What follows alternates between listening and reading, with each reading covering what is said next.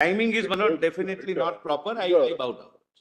I bow down. Timing is not proper. No argument on that. Timing and reference to this aspect, if it is there in the letter. I don't know. I have not seen the letter. I do not know. But if the reference to his appearance here is there, then there is a little problem. What happens to the so much freedoms in part? Yes, yes. Absolutely. Yes, Mr. Solicitor. Lord, on Friday, on Thursday, Lord, your Lordships Lord desired what happened to other assimilation of other states. Lord, during the weekend, Lord, we have undertaken that exercise. The documents were available in the National Archives, and the officials of the Home Ministry went in National Archives. They studied everything, and we have prepared a 2-page note for that. Lord, if your Lordship allows, I can Lord, immediately share it with others. Lord, and what you can do, it since it was in response to a question of the court, you can just ask the nodal counsel to make it a part of your submissions as an annexure, so it won't get misplaced. Correct. Make sure and circulate to the other side as well. Lord, right now, would your Lordships like to see Yes, yes, we can see it right away, no problem. I'll just kindly allow me to send a mail. It is sent.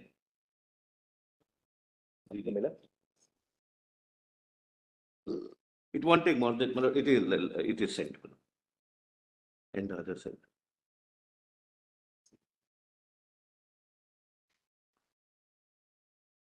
Our whole line, there was no. It's in fact a 1-page note, not even. Rest is list of states. So we need not read the list. The figures would matter, not the names. In the meantime, if you have it for my colleagues on the... Lord, can I be permitted to circulate? Yes, no difficulty. We'll see it. Because it'll take a few minutes to otherwise come on the email. One more.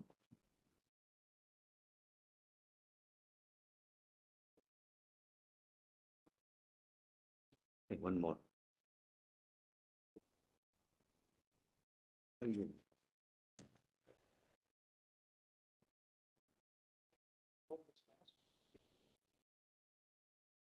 One, I have already said this is from National Archives, coupled with facts stated in the white paper. I'm sorry, my lords. Now there on all the members of the bar will also get it on your screens in front of you. Actually, it is now received. It is received. It's now on the screens for everybody. Yes. Yes.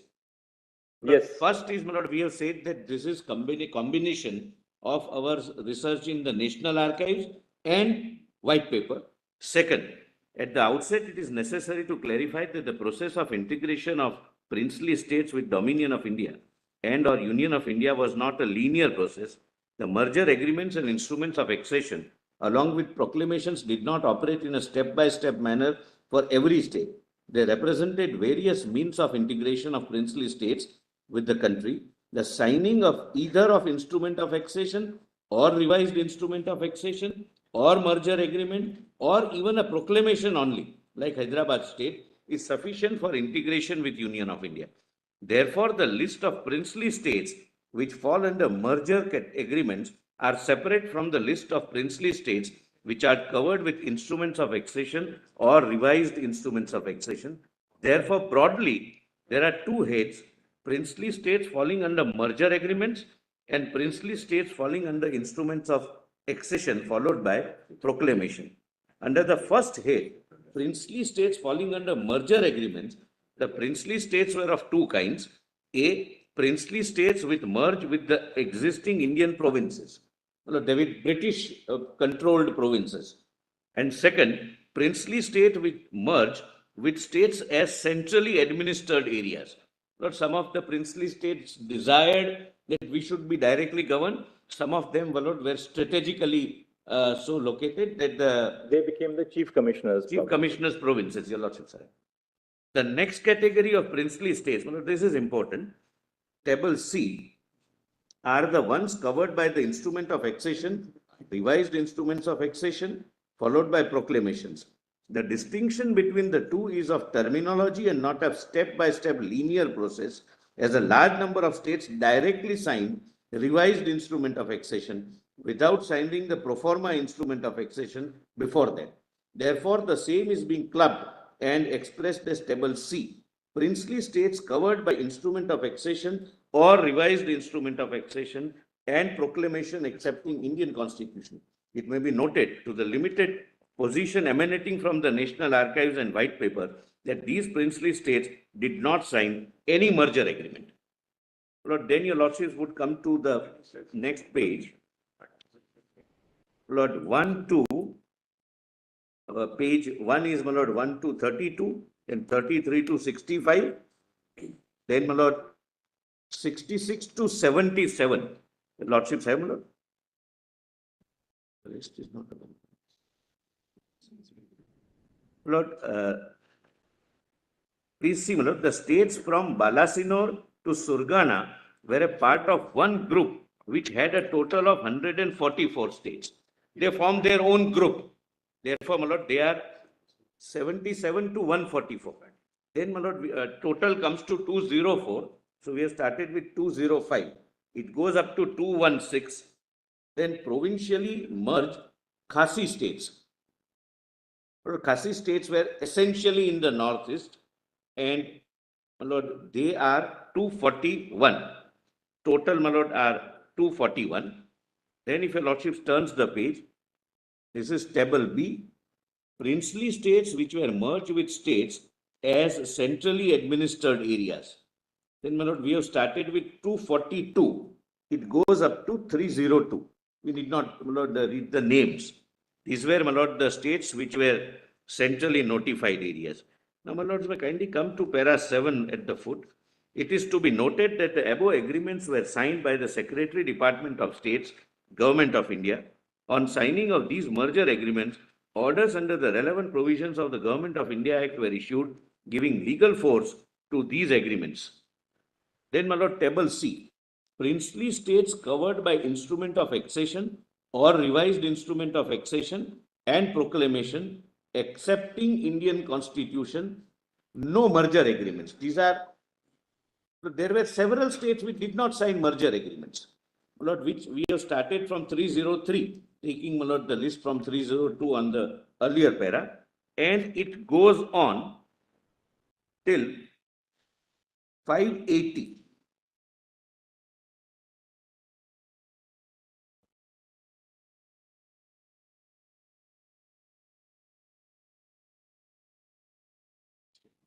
So it is 555 plus 24 because Khasi states are separately dealt with even in the white paper. Therefore, my lord, this is the total figure which became a part of Union of India when Article 1 came into force.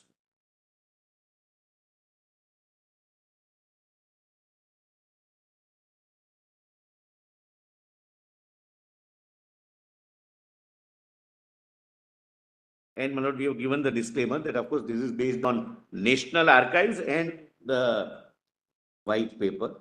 But, my lord, as a matter of interest, my lord, the National Archives, my lord, the officers, my lord, the Joint Secretary and others who went, well, it's worth visiting. It's very well maintained National Archives. My lord, in some of the documents, you need to maintain a particular temperature so that the document is not destroyed.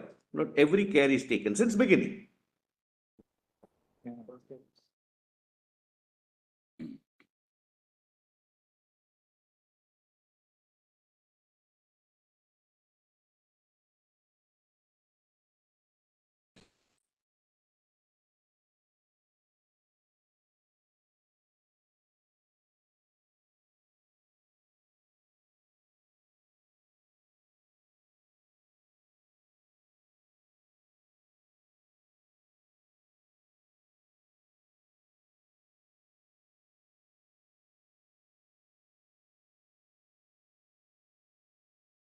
As an interest also, your lordships may not consider once visiting it, not for this matter, but there are several historical documents, several films, not, my lord, as we understand, my lord, that some of the documents are filmed and they are preserved. Some of the speeches of our national leaders, my lord, whichever could be videographed in those days, are very well preserved. There are several maps and many, my lord, matters of historical interest. But the beauty is that since the beginning of the country, it has been preserved well. Yes. My lord, I was at page 47, my lord. And whatever is irrelevant, your lordships may, my lord, take it from me. Again, I have, my lord, diluted, and I will not take much time, my lord. Whatever may be relevant to be put here as a completion of chronology, I have put it, I will not read it, my lord. Page 47, my lord. Now, my lord, this is after India attains independence and the constitution is adopted. My lord, constitution is adopted, my lord, we are aware, my lord, 26th of January, 49. 26th November, 49. I'll just check up, my lord. Our impression is subject to verification. Article 1 came on that very day. From the beginning, Article 1 is there, subject to, my lord, verification. Lord, page 47, CO 10. Yes. I'll just orally point out what it contained two aspects. My lords are aware, my lord, Article 371A, which provided that first take the list of 3 entries which the instrument of accession maintained, that is defense, communication, etc. And the president was to find out which are the corresponding entries in the union list. Because defense can have 5 corresponding entries, communication can have wireless, telephone, etc. 5. So, my lord, first act, my lord, which I have mentioned is that, my lord, with which your lordships may directly not be concerned, just by way of, my lord, an example that the Honorable President, by this first CO, identified the entries, that these entries would fall within those 3 broad subjects which the ruler has given under the instrument of accession. Then it is exercise of powers under 371D and applying these provisions of the Constitution of India. Your lordships would find, I'm not reading union, relations between union and states, but all were applied with modifications. As Article 370 itself, my lord, points out, for example, amendment of the Constitution. 368 was applied, but with a provision in sub-article 6 that any amendment made in the Indian Constitution would not ipso facto apply to the Jammu and Kashmir. You follow the Article 370 route. Unless, yes, unless applied through Article 37. So, my lord, in that fashion, Lord, the second part of this CO 10 is, the first part was with consultation, the second part was with concurrence. With my lord, concurrence. Concurrence, my lord, consultation is only qua. As far as 368 is concerned, the constitution can be amended in terms of that article by the parliament and so forth. Now, as far as proviso to 368, it says that the legislative assembly can then adopt, or with concurrence, then it will apply overall. Whereas D requires concurrence. Concurrence probably will be prior concurrence. My lord, that would be so. Because when we are talking about constitution as it exists, 371D refers to the constitution as it was originally enacted. Okay. 368 refers to the amendments to thereafter. Yeah, so there is a slight difference between the two. Yes, so whatever amendment is made in any part of the Constitution would not apply unless it is so applied either fully or with modification and exception under 371D route. It will be 371D route or 368 route? No, it would be 371D route. So I'll tell you, lordships, why. Lord, suppose the Indian Parliament amends. Some audio ways.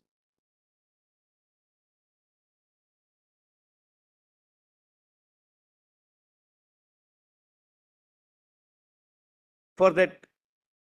368 is not in this red book, no? No, my lord, it is now deleted.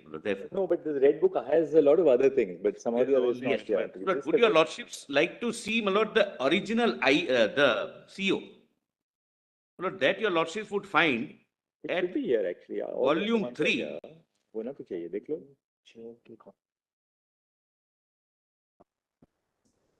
J&K उसमें.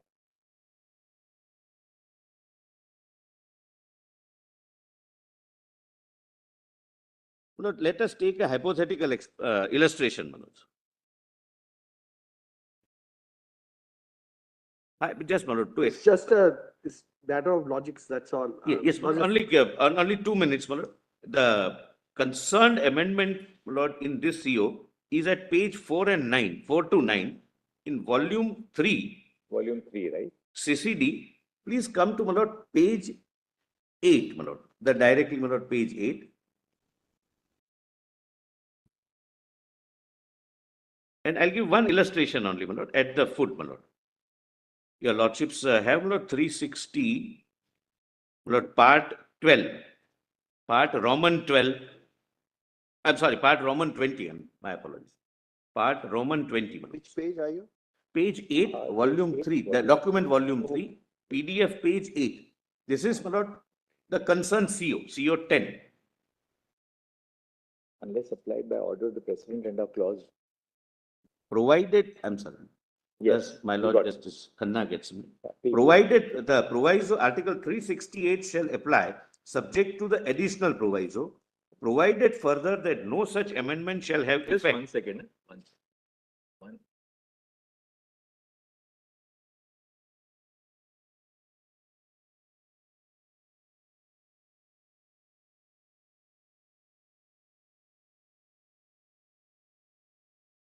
This talks back to article. Yes, but I'll just give an illustration. It says. Yes,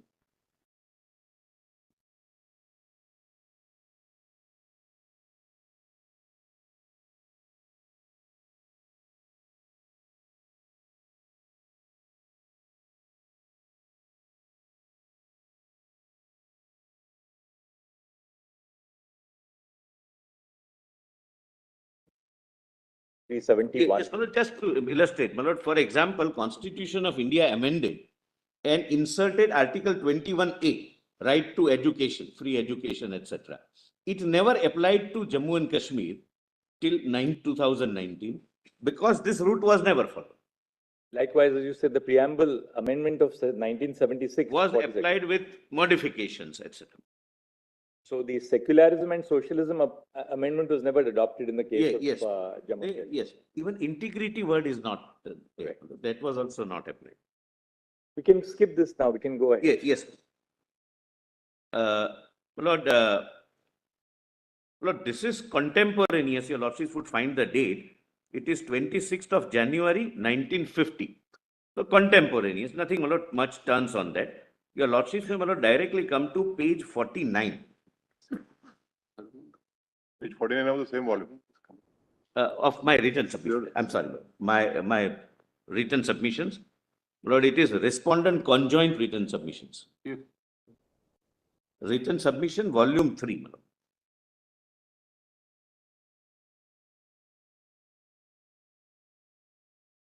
Lord, 1st May, your Lordship gets the date. My Lord, the Chief Justice gets it. 1st May 1951, Yuvraj Karan Singh issued a proclamation directing the establishment of an elected Constituent Assembly to draft a constitution for the state of Jammu and Kashmir. Please don't read the note, my Lord. I'll orally point out what it says. Lord, when I take your Lordships to the position of Jammu Kashmir Assembly vis-a-vis our constitution, my Lord, the Constitution of India and the Constituent Assembly of India, Lord, I read that proclamation just to show that it was intended to be subservient to and subordinate to the Constitution of India. But right now, this is a date that the Mr. Solicitor, you may deal with this, what I'm suggesting, but I'll forget it. So, I was reading a list of dates in the morning, the thought struck me. Yes. At one level, you may be right, or subject, of course, to what we have to consider on the rejoinder, that your argument is that the Constitution for the Republic of India is really a document which lies on a higher platform than, say, the Constitution of the state of Jammu and Kashmir. That J&K Constitution, according to you, is subordinate to the Union Constitution. That's one aspect. The second aspect which you have tried to make out in your note, which we may elaborate it upon it later, which is your contention that, look, the Constituent Assembly of J&K was in the nature of a legislative assembly and not a constituent assembly. That, strictly speaking, that there may be a problem for two reasons. That's not how Article 372, bracket 2 refers to it. It refers to it as a constituent assembly of the state. Correct. But more important, once Article 238 made certain provisions of the Constitution inapplicable to the Part 3 states, and particularly the state of Jammu and Kashmir, including executive, legislature, judiciary, which would be brought into force by the Constituent Assembly framing a constitution for the state of Jammu and Kashmir, then it may be very difficult to call it a purely just a legislative assembly. That is an aspect which you may want to deal with. You may deal with it in just one Because that sentence, is and a then maybe separate segment, my lord, of my subject. then we will deal with it at that point, I'm on the obliged. list of dates. I'm obliged. My lord, rest of the 3 dates your lordships can, my lord, ignore. Kindly come to page, no, not ignore, my lord, skip. Sorry, my lord. And we have read Sheikh Abdullah's address was read out to us by the other side. So we I'm not need not reading, my lord, any address now. I'm just on the chronology, Yes, and yes. chronology which is relevant right now. Absolutely, Which you can would go. rest Yes, yes. is, my lord, for completion, but may not, my lord, invest your lordship's time. Then, my lord, Constituent Assembly is created. Now, my lord, comes CO 39, that is 1952 CO. Lord, please see, under Article 371, Lord, these are all appears to be, my lord, powers under 371D, but all COs mention it as 371. Maybe making a little broad source of power of the Constitution of India. In following consultation with the government of Jammu and Kashmir, the President issued the so-and-so order 1952, modifying Article 54 and 55 of the Constitution insofar as it applied to the state of Jammu and Kashmir. By this CO, for the first time, President recognized the Constituent Assembly as the legislative assembly for the purpose of election of the President of India. Your lordships would, my lord, note, when Constituent Assembly of Jammu and Kashmir was formed, obviously there was no legislative assembly because that was yet to be a part of the Constitution to be framed. So as to ensure that they do not lose their representation in election of the President, Lord, this CO was issued that you will be treated as legislative assembly also. Lord, your lordships would find at the end of this chronology, 370 has been applied in kind of a floating way. Whenever, my lord, it is required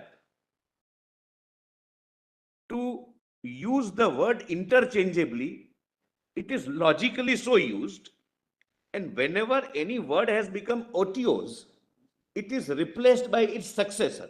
Look, this At that point, there was no legislative assembly at all. at all, correct. I say Therefore, they had to make this CO correct. to read that instead of the word legislative assembly shall also include a reference to constituent assembly. Because at that point, there was no legislative assembly. My lord, exactly that is where, my lord, I would respectfully drive it. When there is no legislative assembly, constituent assembly, the president has said that now it would be treated as legislative assembly. But that I'll come little later. Lord, it has been used, my lord, kindly see there are two, my lord, prominent features in COs which comes up. Yes. A, it has been used in a floating way, some words used interchangeably. And second, and most important for my purpose, whenever a word in Article 370 becomes OTOs, for that post not being in existence, that body not being in existence, it is immediately replaced by its successor. Sadr-e-Riyasat is replaced by governor, etc. Now, my lord, your lordships may come to the next date, 20th of June, 5th.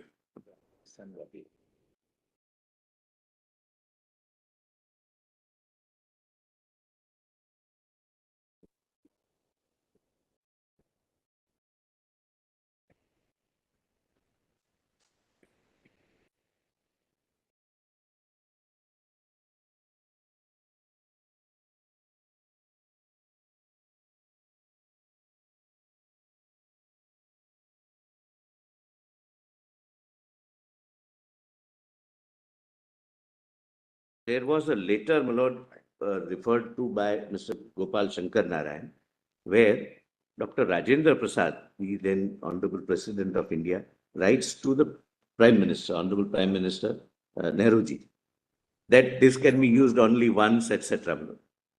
That is being used, that can be used, my lord, in buttressing the arguments which I am also advancing. But we also got, my lord, the response of the Honorable Prime Minister. I'll put it, my lord, when that fact comes, my lord. And thereafter, the same Honorable President issued, my lord, order under 370 sub article 3 also. So, my lord, literally, actions speaks louder than words. That was, my lord, the understanding, but the understanding was that it is so drastic a provision that use it only once. It's an self-extinguishing provision. That's my lord, the tenor of that later. My lord, while the Constituent Assembly of Jammu and Kashmir was in session, Lok Sabha also continued its session. In New Delhi, as per Constitution of India, during one of the Lok Sabha debates, Lord, please see, my lord, how our parliament understood Article 370. Lord, the purpose is to satisfy your lordships that Article 370 is not just stated to be temporary. Legislative Assembly debate says it is temporary. Even during the subsequent parliamentary procedure also, everyone treated it as a temporary measure. But only for that, this is N.C. Chatterjee. But incidentally, he was the counsel in Premnath College, N.C. Chatterjee. He must be a member of parliament also. I'll just read the underlined portion.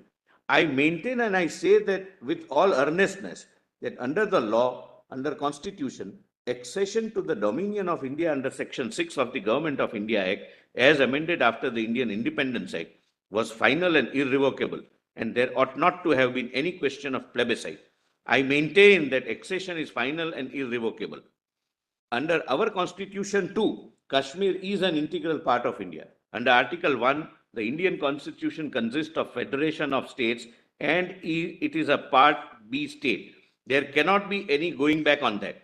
But the unfortunate thing is that the Constituent Assembly is doing something there which is against the spirit of our Constitution.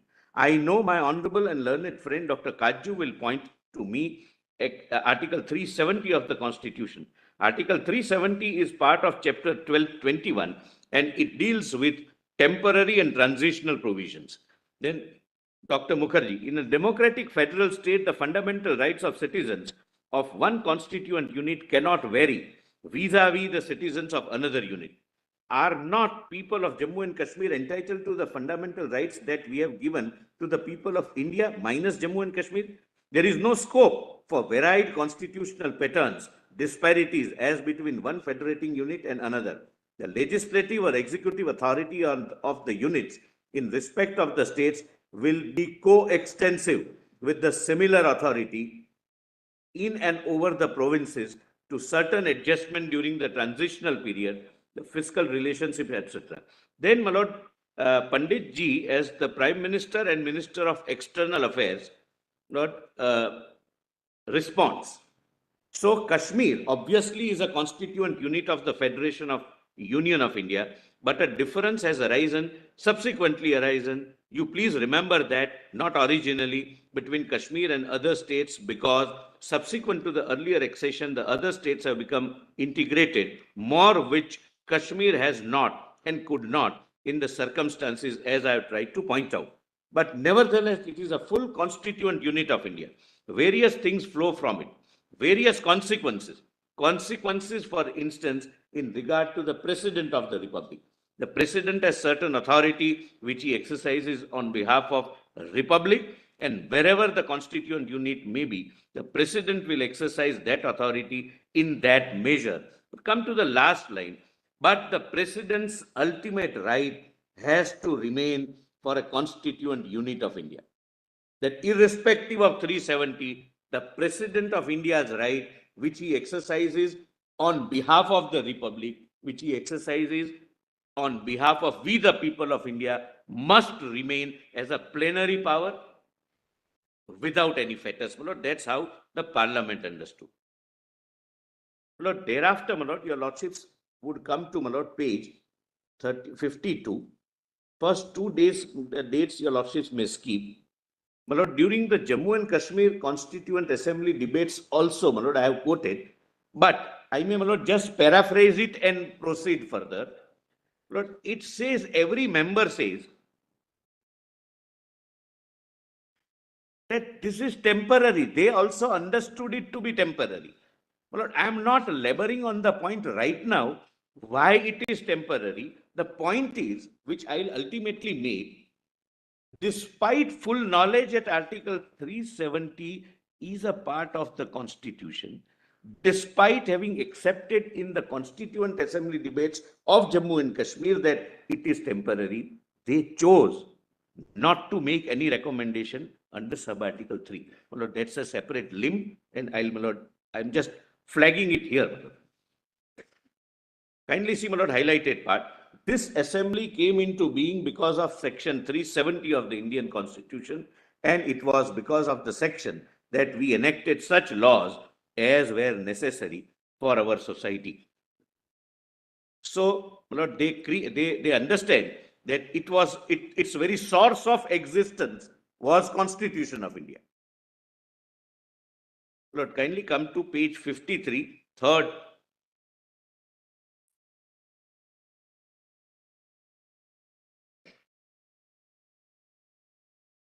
Lord, this is 3rd date, 15/11/52. Lord, this was the first use of Article 370, sub-article 3.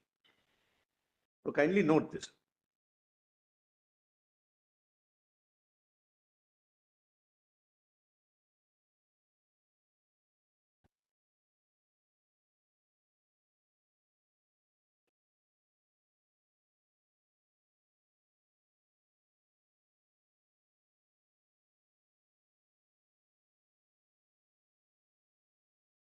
Yes. Yes, my lord, kindly allow me, my lord, to point out, my lord, this might appear to be striking because it is striking. It should never have been at the first given and should never have been continued. The effect of 370 with 367 or any provision of the Constitution is that by an administrative act of the Honorable President and the Government of the state, any part of the Constitution can be amended, can be altered, can even be destroyed and not applied, and new provisions can even be created in Constitution of India. 35A, I'll come to it. Article 35A was created, which is a part of Constitution of India, only to be applied to the state of Jammu and Kashmir. That's why, my lord, this 371 route and 367 mechanism has been used more than once because 370 permits it. It stopped, my lord, only after 5th of August 2019. Otherwise, any provision, any article, my lord, it was placed much at a higher pedestal, as my Lord Justice Call rightly pointed out, than even a basic structure. Please see, my lord. Constitution application to Jammu and Kashmir, Order 52, was issued by way of the state presidential order issued under Article 3701D. The first exercise is 3701D. The term Raj Pramukh used anywhere in the Constitution of India, Jammu and Kashmir being a Part B state, was replaced by Sadari Riyasat of Jammu and Kashmir. My lord, because in Jammu and Kashmir, Raj Pramukh was not there, Sadri Riyasat was there. So wherever one authority ceased to exist, it was replaced by the successor authority. Now the second part which is done, similarly, with a CO 44, there are two COs, my lord. Explanation to clause 1 to Article 370 was modified by the President in exercise of his powers under Article 370, sub-article 3, on the recommendation of the Constituent Assembly. My lord, because there, at that point of time, Constituent Assembly was in existence. So the proviso to sub-article 3 could be operated. Therefore, it was so recommended, and the President added these words: the person for the time being recognized by the President on the recommendation of the Legislative Assembly of the state as Sadri Riyasat of Jammu and Kashmir, acting on the advice of Council of Ministers of the state for the time being in force. Well, the purpose of pointing out is that 370 has continuously been evolved depending upon the need of that situation at the point of time. Earlier, it was Maharaja. Since Maharaja ceased to exist and Sadra Riyasat came, it was modified using 370 sub-article 3. And since Constituent Assembly happened to be functioning, it was with recommends. I'm sorry.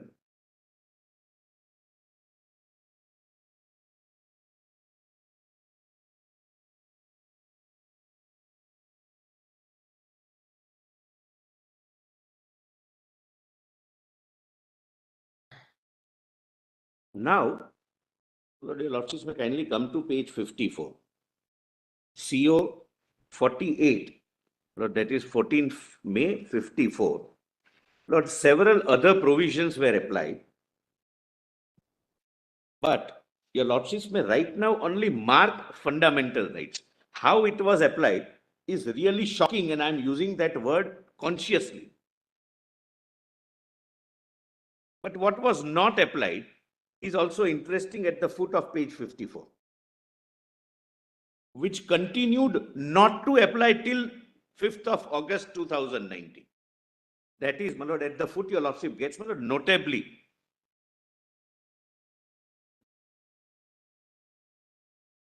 I'm sorry, but I am on page 54, my lord, Justice Khanna may see. Yeah, I've got it. Lord, fundamental rights just mark that they were applied. But what was not applied, notably, it did not apply the following parts at all. That is, directive principles of state policy, the states in part B, and scheduled and tribal areas. You know, tribal areas and any tribal reservation, etc., never applied in the state of Jammu and Kashmir till 2019. Now, the preamble was applied. My lord, your Lordships are aware, preamble is not treated to be a part of the Constitution, and therefore, my lord, it is separately applied. I am not repeating. The word socialist and secular was not applied. Of course, they have put it in the directive principles. But directive principles are amendable by legislature.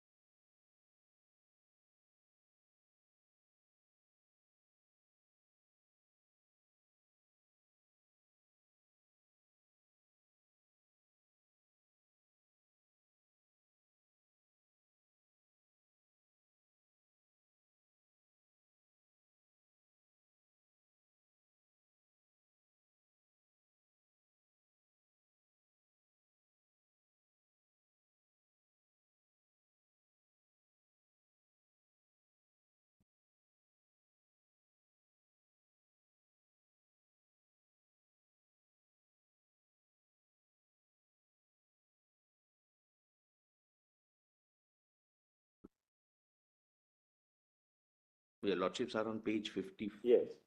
Lord, kindly come to foot of page 55, because this, according to me, Lord, as a student of law and as a citizen also, Lord, is something very, very serious. Other notable features, my lord, by this CO, what was done? It provided for a separate provision for permanent residents of Jammu and Kashmir in Article 7.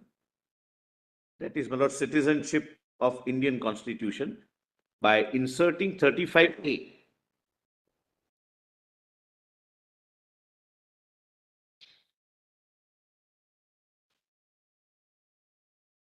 Yes. Then it removed references to scheduled tribes from Article 15, sub-Article 4. So, one, you alienate those who do not fall within the artificially created definition of permanent residence. Second, you alienate those who belong to scheduled tribe. Then this is important. Article 19, 22, 31, 31A and 32 were applied with some modifications, and I'll show which modification. Surprisingly, in Article 19, please note this, my lord, this is something really shocking.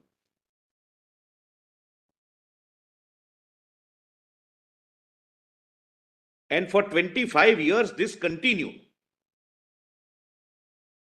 I am arguing this matter not from the point of view of center succeeding or state succeeding. How 370 operated on the people of Jammu and Kashmir because of 370. That's what, my lord, my attempt is. Surprisingly, in Article, I'm sorry. Yes. Surprisingly, in Article 19, the following sub-article 7 was added by way of modification which remained till 1979, for 25 years. And what was that?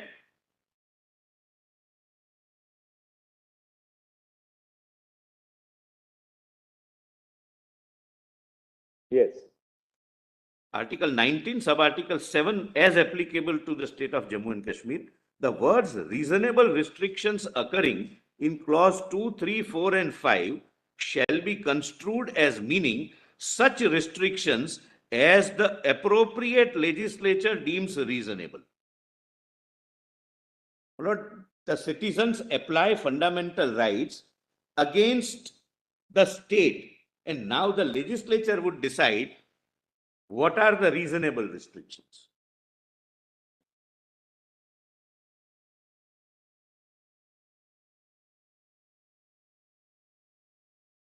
Other provisions of Part 3 were applied without any modification.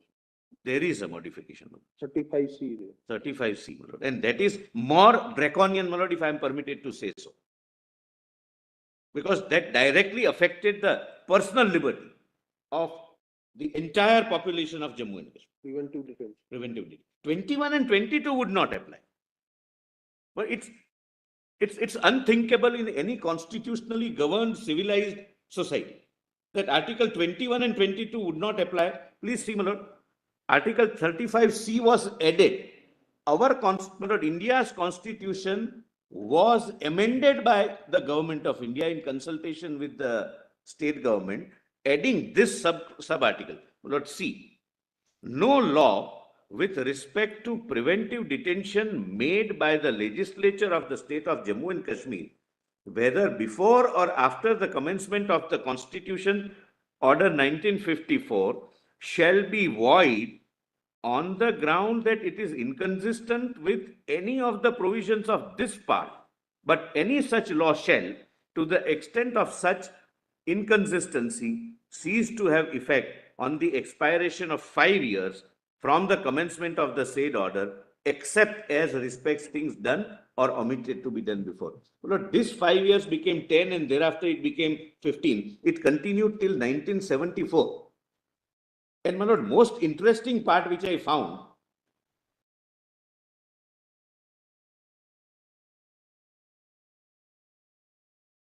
Mr. Solicitor, you are appearing for the government of India, which did all this. yes, my lord, I'm saying. In constitutional theory, the government of India Government is of a, India is a perpetual is a entity. succession. My lord, the government of India has a right to say that this ought not to have been done and correct itself, which we did, and I'm justifying that correction. So I'm not saying that government and this government. It's our government. Because in constitutional doctrine, the government of India is one perpetual entity. Perpetual entity with perpetual succession, my lord. And therefore, my lord, the justification, my lord, which I am trying to give is that the mistake of past should not befall on the future generations. And that's why what we did in those days, I am justifying, my lord, I am justifying our undoing it in 2019.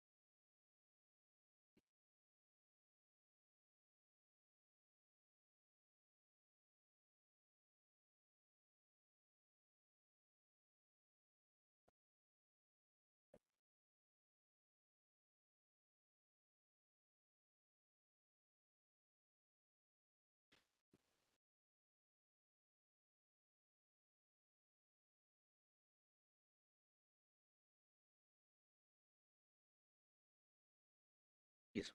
My lord, one very interesting angle I found out, my lord, while researching this on this question. My lord, in Premnath Call, some person was, Mr. Call was, Premnath Call was detained under preventive detention law. He approached this honorable court under Article 32, challenging his detention. The learned Attorney General, then, my lord, appearing for the government, took the contention that 32 petition is not maintainable because it would lie only for violation of fundamental rights, and for Jammu and Kashmir, Article 21 and 22 are not fundamental rights. Fortunately, my lord, the court did not go into that question and decided it on merits. I'm sorry, Sampath Prakash, not Premnath. That was, my lord, the position of the 35C. Fundamental rights, your lordships have said 21, 22 is the heart and soul of the entire chapter 3. That was not applicable. It could be dispensed with while making a law for detention. Then, my lord, 35A was added. Please come to, my lord, page 56. And this, my lord, if we were to believe, resulted in several consequences. Please see 35A, amended in Constitution of India only to be applied in one state of Jammu and Kashmir. Please see, madam. One artificial class was created. Notwithstanding anything contained in this Constitution, that is Constitution of India, no existing law in force in the state of Jammu and Kashmir, and no law hereafter enacted by the legislature of the state defining the classes of persons who are or shall be permanent residents of the state of Jammu and Kashmir, or conferring on such permanent residents any special rights and privileges, or imposing upon other persons any restrictions as respects employment under the state government, acquisition of immovable property in the state, settlement in the state, or right to scholarship and such other forms of aid of the state government may provide, shall be void on the ground that it is inconsistent or with or inconsistent with or takes away or abridges any right conferred on the citizens of India by any provision of this part. A separate category of permanent residents was created, and any law which provides for this kind of special privileges would not be hit either by Article 14, Article 19, or any part of the Constitution. And that demarcating line from which date a person should be treated to be a permanent resident was, I think, 35. Yeah.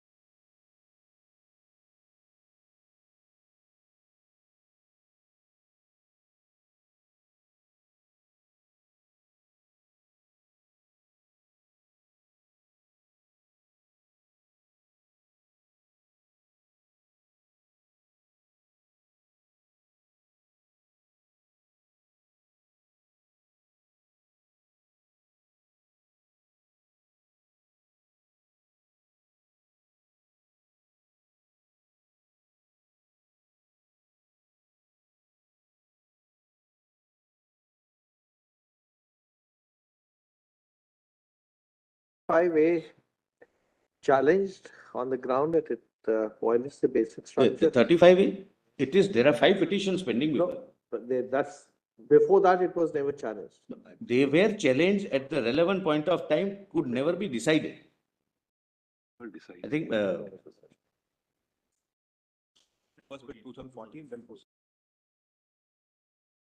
since long. Lord, kindly see, my lord, the impact of this. The cutoff date was, my lord, I am told 1927. So whoever came in Jammu and Kashmir in 1927 were permanent. That's the law, what is the provision itself? It says it's not, the judicial scrutiny is therefore prevented because Now, the impact was, for example, people from Jammu and Kashmir, people from Pak-occupied Jammu and Kashmir, Pak-occupied Kashmir, POK, were driven out, both Hindus and Muslims. But they were driven out in 47 during those raids. They are not permanent residents. They were not permanent residents till 2019. There were large number of Safai Karmacharis who have filed a petition, my lord, or intervention application, who were brought from other states to do, my lord, the manual work of cleanliness, etc. They are not permanent residents. They are not getting any of these benefits. Despite living for decades together, no person, my lord, beyond outside Jammu and Kashmir can acquire property, meaning thereby no investment.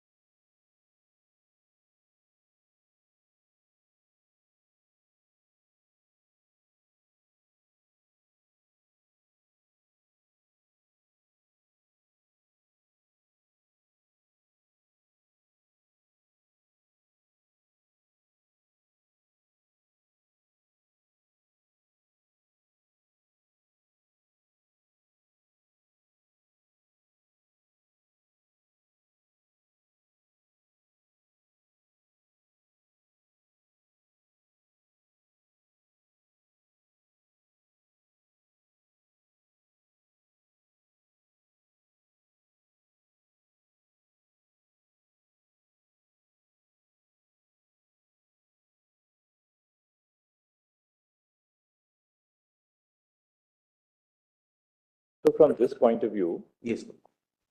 I was just looking at the 1954 order, CO 48, Yes. that applied the entirety of Part 3 Yes. and then made certain modifications. Therefore, Article 16 applied, Article 19 applied. But now see what happens. If you look at the CO, it applies Part 3. That is Volume 3. You get it at Volume 3, page 14 months. page 14. Yes. Volume 3, page 14.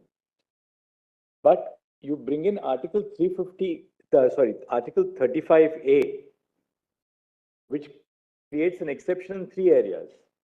Employment under the state government, 2, acquisition of immovable property, 3, settlement in the state, leave aside scholarships. So though Part 3 is made applicable, by the same vein, when you introduce Article 35A, you are taking away the 3 rights, 3 fundamental rights. 16(1), 19, 14. and 16(1), then you are taking away the right to acquire immovable property, which then was a fundamental right under 19(1)(f) and Article 31. And third, settlement in the state, which is a fundamental right under 19(1)(e). Right. So though the Settle in Constitution expressly made the provisions of Article 19 applicable, which would include these 3 rights, and Article 16, by enacting 35A, you virtually took away the fundamental rights. Employment is also right to life. Right, but there's a direct right under 16(1). Yes. No, employment is a separate right and would fall within separate category of right to life. No, that itself was not taken away. What was taken away was employment under the state government. Because what 35A did was, it says conferring on such permanent residents any special rights and privileges or imposing upon any other persons, any restrictions. So it does both things. You can give special rights to residents and you can take away that right insofar as non-residents are concerned. Employment under the state government. Employment under the state government is expressly covered by Article 16(1), because 16(1) says there shall be equality of opportunity for all citizens in matters relating to employment under the state. That includes the union as well as the states. So while on the one hand, Article 16(1) was preserved, 35A directly took away that fundamental right and granted immunity to any challenge on the ground that it would deprive you of a fundamental right which is protected by 16. Likewise, 19. 19 recognizes the right to reside, settle in any part of the country. Right to acquire property. And property then was 19. Now it is 300. So all 3 fundamental rights were essentially taken away by 35A, which was brought in by CO 48. It continued till 2019. Power of judicial review was taken away. Judicial review was taken. So it is beyond 9th schedule. Almost put at par, beyond 9th schedule also. And this continued till 2019, till the impugn resolution, impugn CO was passed. Therefore, my lord, I am respectfully urging that please look at the matter from the point of view of people of Jammu and Kashmir. Something which is impugned before your lordships is a constitutional exercise of power which confers fundamental rights, which applies the entire constitution, which brings the Jammu and Kashmir people at par with their rest of brothers and sisters, and Lord applies all laws which are welfare legislations, and I have the list which was not applicable to the state of Jammu and Kashmir. And the very unfortunate part is, and this is really, my lord, a troubling part, that till now the people were convinced by those, my lord, who were supposed to guide them, that this is not a hindrance in your progress. This is your privilege. You fight. Nobody can take away 370 from you. That is the most unfortunate part. And your lordships have, my lord, at least 2 major political, I'm not being political, major political parties before your lordships defending 370, including 35A. When your lordships ask, what did you lose out of it? There is no list. This is what the people rightly lost. They got their fundamental right 35A goes. They got their fundamental right 35C goes. And I will come to, my lord, several other, my lord, provisions which were working against the interest of the people, but they were convinced. Now they have realized what they have lost. Because now, because of 35A not being there, investments are coming. Now, because of, my lord, the law, I'll show, my lord, from the Reorganization Act, because of the policing being now with the center, my lord, tourism has started. Jammu and Kashmir traditionally didn't have much of big industries. They were cottage industries, small industries, etc. Main, Lord, the source of income was tourism. Now tourism has started. By now, Lord, 16 lakh tourists have come. New hotels are coming up, which gives employment generations for two large number of people, right from Tangawala to Lord, officials. I'll come to that. So, In a manner of speaking, 35A is not a modification of Article 35. It is a creation of a new article in the Constitution. That's where I'll make this clarification. The It's scope, not a modification at all. the scope of expression, exceptions and modifications That's right. will also. So virtually you created a new article in the A Constitution. new provision. That's right. It's not a modification. it's not a modification. Therefore, I respectfully urge 35A is creating a new provision in Constitution of India only to be applied to Jammu and Kashmir. Now, my lord, if a lady marries outside Jammu and Kashmir, she loses permanent residency. There are several such things, my lord. People coming from West Pakistan who were, my lord, settled down from decades were not. The first part was struck down by a 3 judges bench of the J&K High Court. By the High Court, my lord. I'm sorry, I was not aware of it. In terms of view, 3 judges bench. There, I'm told that children will not get, so whatever, my lord, that's now. Others say children will not get it. It was a nebulous situation which was get. That's all.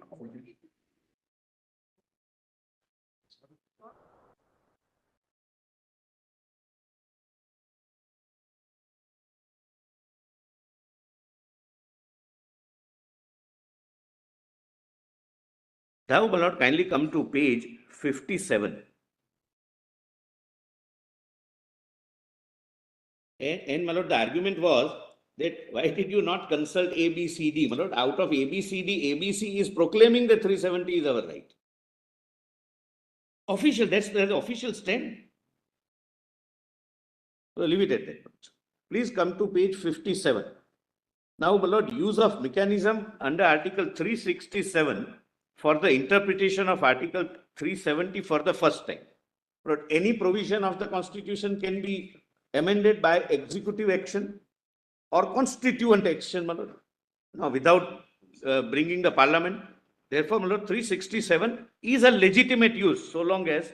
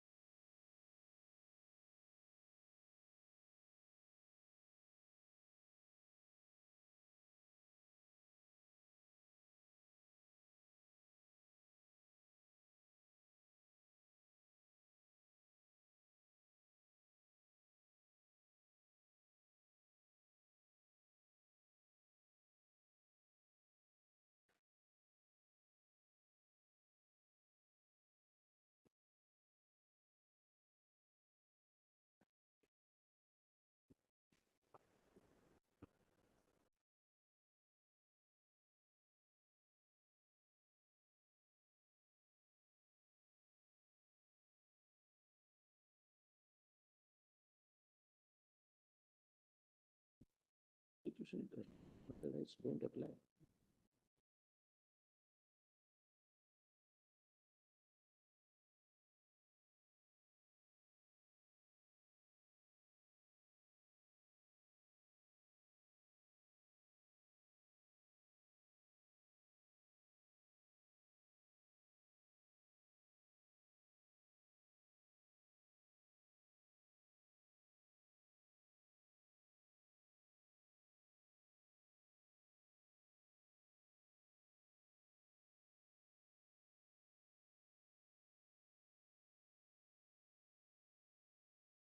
into the constitution as applicable to the state of Jammu and Kashmir only. by CA 48 of 1954.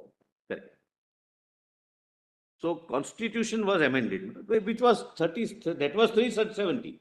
You can amend the constitution or you can apply existing provisions. Under with- 370, a CO was issued, and which brought in a sense, 35. Right? Correct. Now, my lord, page 57. Lord, as I pointed out, whenever the situation required it, 370 remained floating. Whenever some changes were required, depending upon the circumstances, they were made through the mechanism of 367. 367 is an interpretation clause. So the interpretation was made. Now, please come to page 57. Yes. Sub-article 4 was added in article 367 as applicable to Jammu and Kashmir. This sub-article 4 is not applicable elsewhere. It's only for Jammu and Kashmir. For the purpose of this constitution as it applies in relation to the state of Jammu and Kashmir, references to this constitution or to the provisions thereof shall be construed as references to the constitution or provisions thereof as applied in relation to the said state. Then references to the government of the state shall be construed as including references to the Sadri Riyasat acting on the advice of his council of ministers, because by that time Sadri Riyasat had come. References to a high court shall include references to the High Court of Jammu and Kashmir. D. Please note this, my lord. References to the legislature or the legislative assembly of the said state shall be construed as including references to the Constituent Assembly. They were used interchangeably.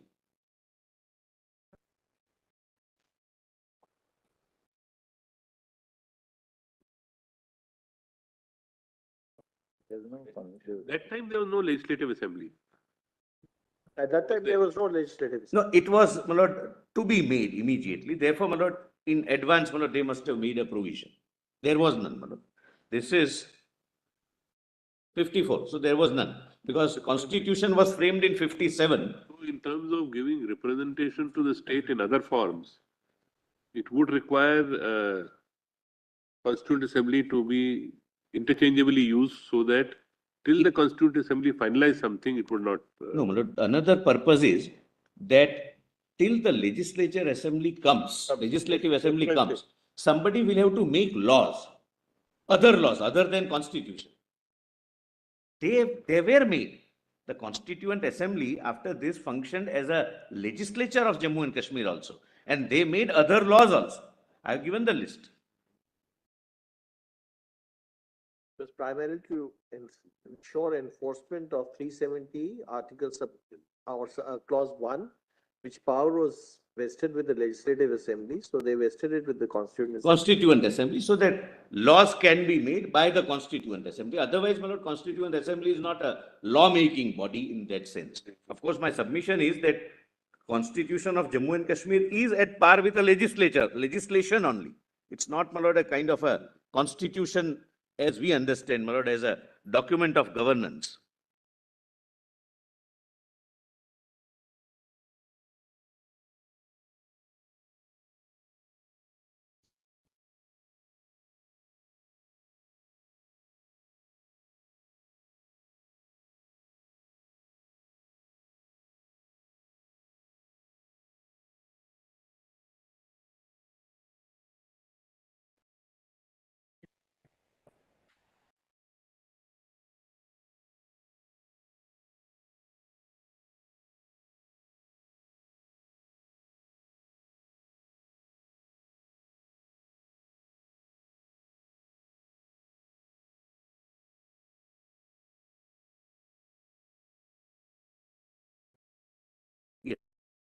Comes to page 59.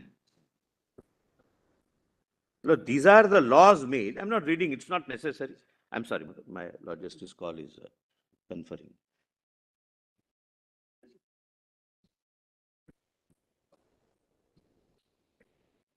Lord, these are the laws which were made by the Constituent Assembly acting as a legislative assembly of Jammu and Kashmir. Page 59. Page 59, up to, my lord, page 60.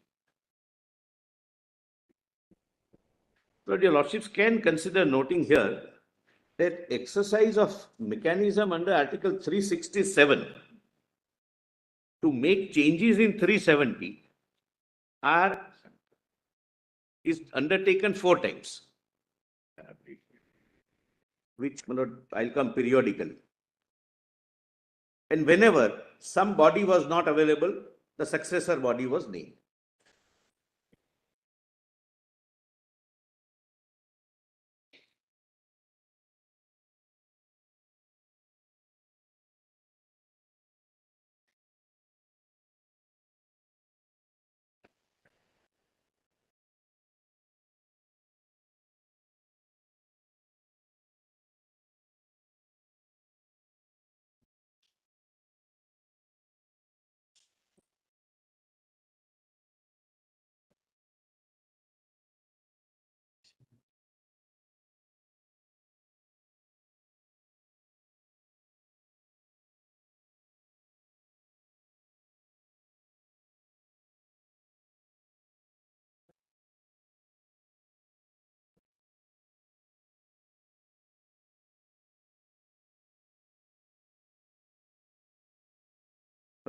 I'm sorry. Yes. I'm sorry. I thought my lord, the Chief Justice is writing.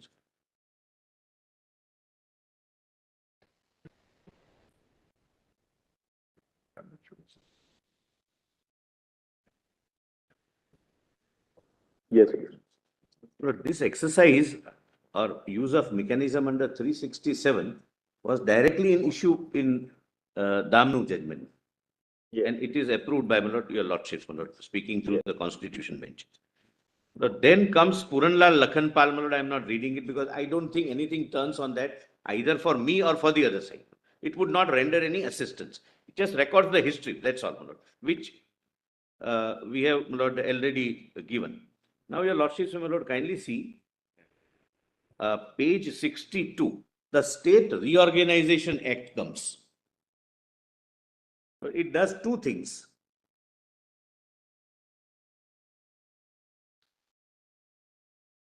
One, Part A and Part B states are clubbed into one called states.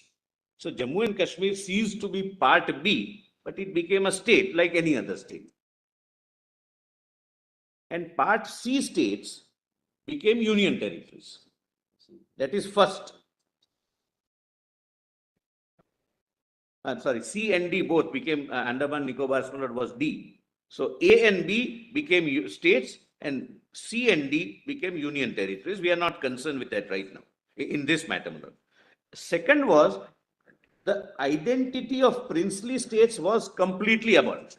Till then, till 56, the Raj Pramukh was the erstwhile princely ruler. This was abolished. That now, henceforth, it would be the governor appointed by the President of India. The President who is responsible to the Parliament and the Parliament who is responsible to we the people of India. So now, no Raj Pramukh, who is the princely state. He can be appointed as a governor. That's one thing. Some of them were appointed, but not by virtue of they being a member of that lineage in the princely states. But this happened. But at this stage, Article 238 was repealed. Rather omitted, not repealed, but it was omitted by 7th Constitutional Amendment.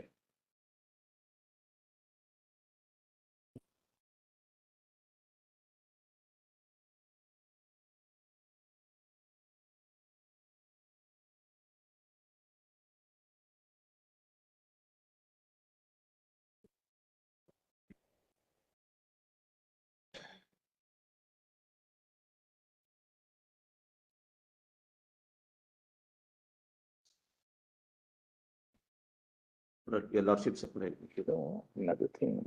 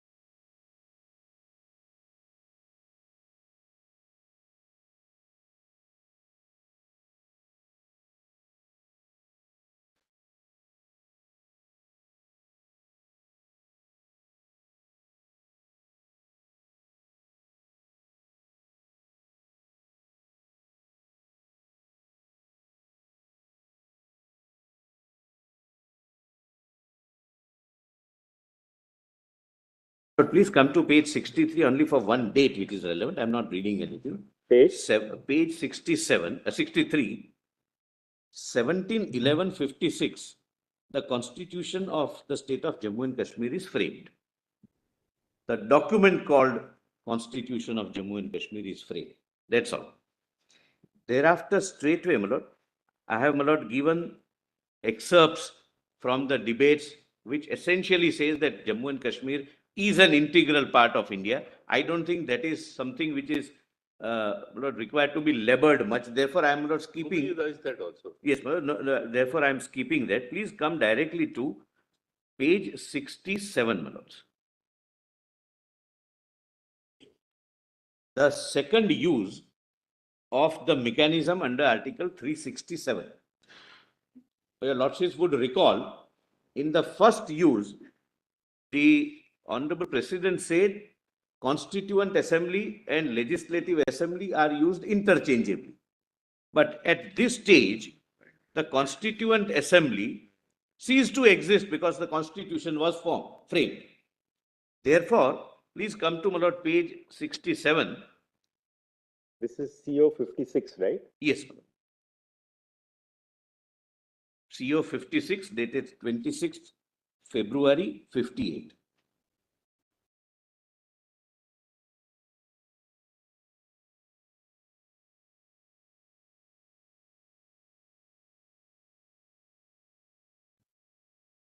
It was required in 58 because of a constitution of Jammu and Kashmir being framed and Constituent Assembly ceasing to exist, and because of the State Reorganization Act.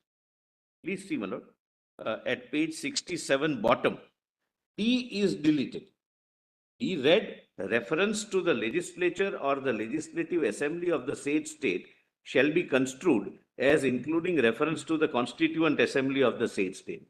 Because the constitution was framed, Constituent Assembly ceased to exist, and therefore, my lord, this clause was amended.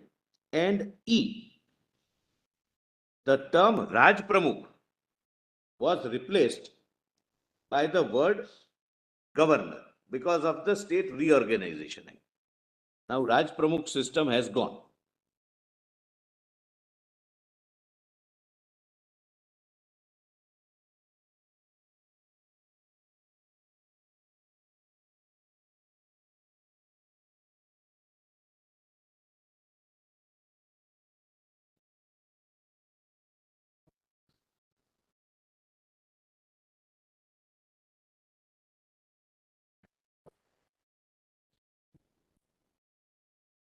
Yes. Phraseology used was governor henceforth from this. Yes, henceforth it was governor. But the phraseology used to head of the elected government as prime minister did not cease with this. I beg your lordship's pardon. Chief minister used to be called the prime minister there. Yeah, that went, my lord, after Sadr-e Riyasat itself. It became Sadr-e Riyasat. Prime Minister went. Went after that. Only as a matter of sequence of dates I want. Yes, yes. It became Sadr-e Riyasat, and thereafter, my lord, Raj Pramukh, and thereafter governor. Now it remains governor throughout thereafter. Now kindly see, my lord, page 69. I am skipping the rest, my lord. They are, my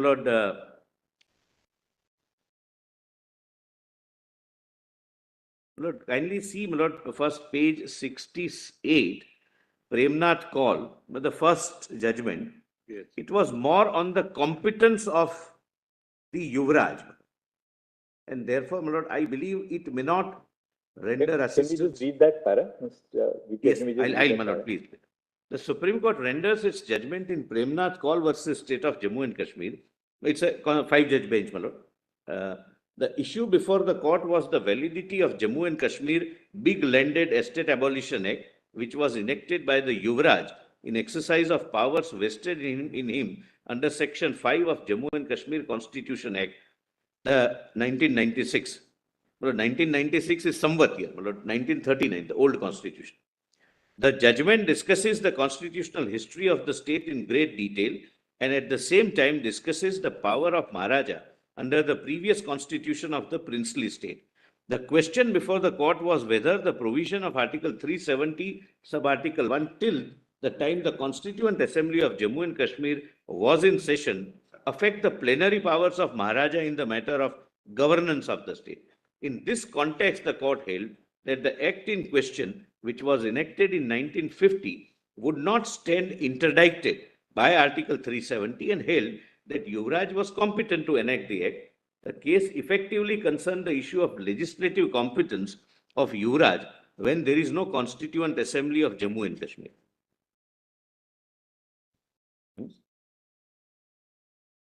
Yes. But in these very proceedings, when there was a request for a reference to a larger bench, in this very petition, Lord, the 5-judge bench, Lord, speaking through my Lord Justice Call, exactly said this, that it may not have bearing on the either side. Now, Lord, page 69.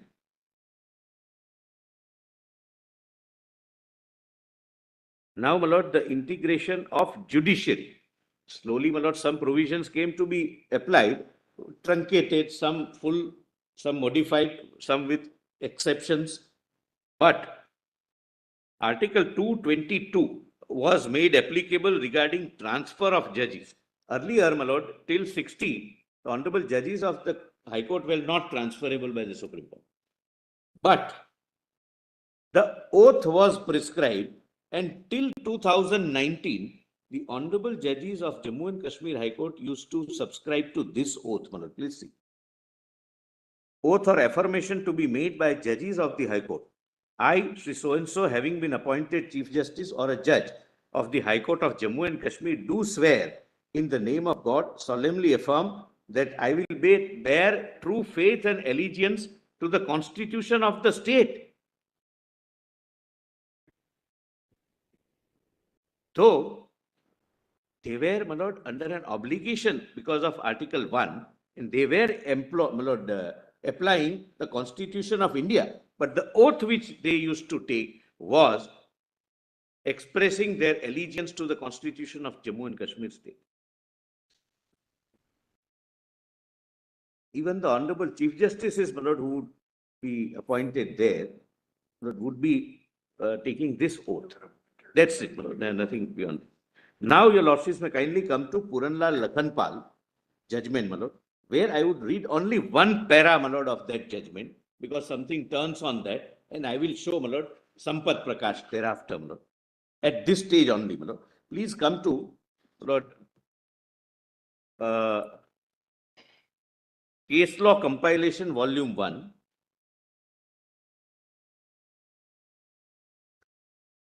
Page 24, my lord. Only para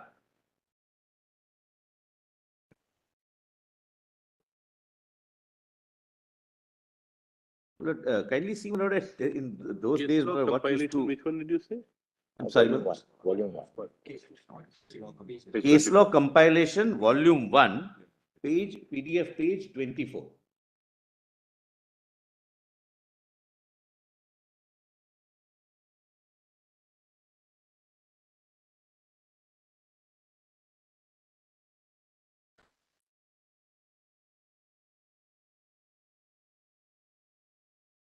Well, if somebody wanted to stand for election to be elected to the House of People, that is Lok Sabha.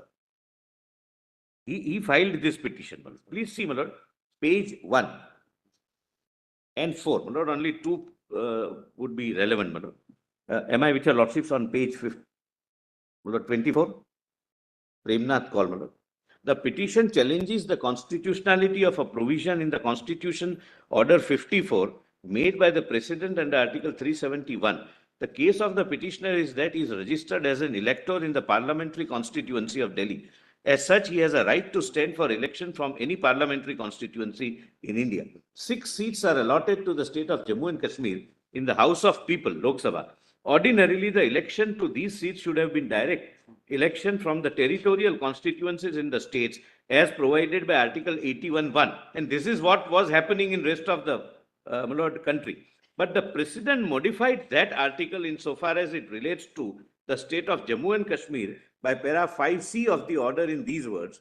Article 81 shall apply subject to the modification that the representatives of the state in the House of People shall be appointed by the President on the recommendation of legislature of the state. No direct election in Lok Sabha. It's like Rajya Sabha. And the contention was, the petitioner contends that the President had exceeded his powers when he made this modification, for he thereby substituted direct election to the House of People by nomination which he could not do. This, it is said, was a radical alteration. But please mark these words.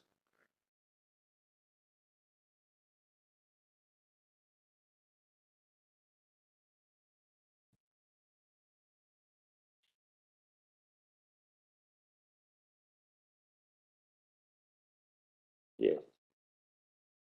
Yes. Now, kindly, my lord, come to para 4. The court says even radical modification is permissible. But even assuming that the introduction of indirect election by this, my lord, your lordships have para 4, my lord, at page 25. May I read with your lordship's permission? But even assuming that the introduction of indirect election by this modification is a radical alteration of provisions of Article 81(1), the question still remains whether such a modification is justified by the word modification as used in Article 371. We are hereby dealing with the provision of a constitution which cannot be interpreted in any narrow or pedantic sense. The question that came for consideration in Delhi Law's case was with respect to power of delegation to a subordinate authority in making subordinate legislation. It was in that context that the observations were made that the intention of the law there under consideration when it used the word modification was that central government would extend certain laws to Part C states without any radical alteration in them. But now this is the ratio. But in the present case, we have to find out the meaning of the word modification used in Article 370 subarticle 1 in the context of the Constitution. As we have said already, the object behind enacting Article 370 subarticle 1 was to recognize the special status of state of Jammu and Kashmir and to provide for that special provision by giving power to the President to apply the provision of the Constitution to that state with such exceptions and modifications as the President might by order specify. We have already pointed out that the power to make exceptions implies that the President can provide that a particular provision of the Constitution would not apply to that state. If therefore the power is given to the President to efface in effect any provision of the Constitution altogether in its application to the state of Jammu and Kashmir, it seems that when he is also given the power to make modifications, please note, my lord, mark, that power should be considered in its widest possible amplitude. If he could efface a particular provision of the Constitution altogether in its application to the state of Jammu and Kashmir, we see no reason to think that Constitution did not intend that he should have the power to amend a particular provision in its application to the state of Jammu and Kashmir. It seems to us that when Constitution used the word modification in Article 371, the intention was that the President would have the power to amend the provisions of the Constitution if he so thought fit in their application to the state of Jammu and Kashmir. But thereafter, dictionary meanings, etc., is quoted. Lord, why I am reading this? Lord, Mr. Nafde urged that this is an obiter and therefore not laying down any law. Lord, in Sampat Prakash, subsequent judgment, again, my lord, the same Lord, numerical strength, 5 honorable judges, reproduces this para, relies upon it as a ratio. It's not an obiter.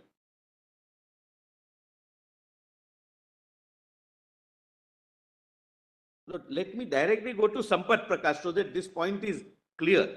This is not an obiter. This question directly fell for consideration. The petitioner wanted this honorable court to interpret whether there is any power of radical alteration or modification.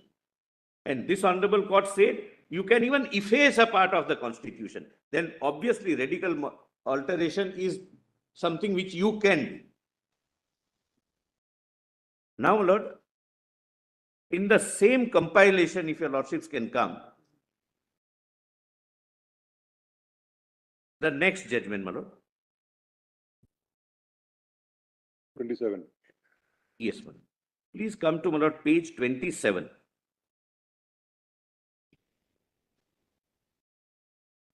This was a detention case.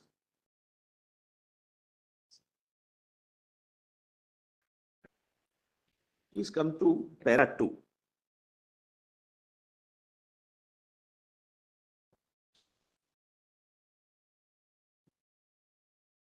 At page 28.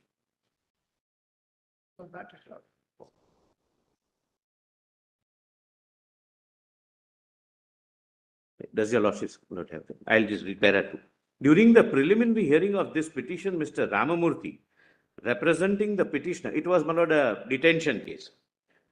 raised a ground that section 13A of the act, under which, my lord, the local act, under which the petitioner was detained, was ultra vires the constitution as contravening the provisions of article 22 of the constitution. That question was referred by the constitution bench to the court to a larger bench and came before the full court.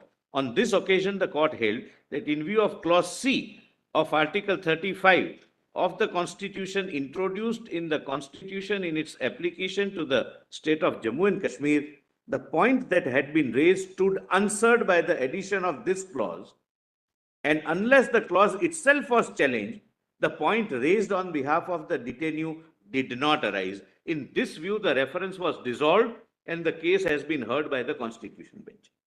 They said that till you challenge 35C, obviously fundamental rights under 21, 22 are not applicable to a detainee. My lord, thereafter, my lord, your lordships may kindly come to page 29.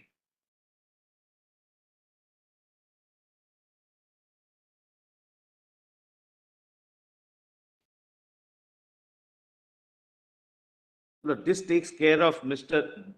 Dwivedi's argument, Mr. Dwivedi for the petitioner.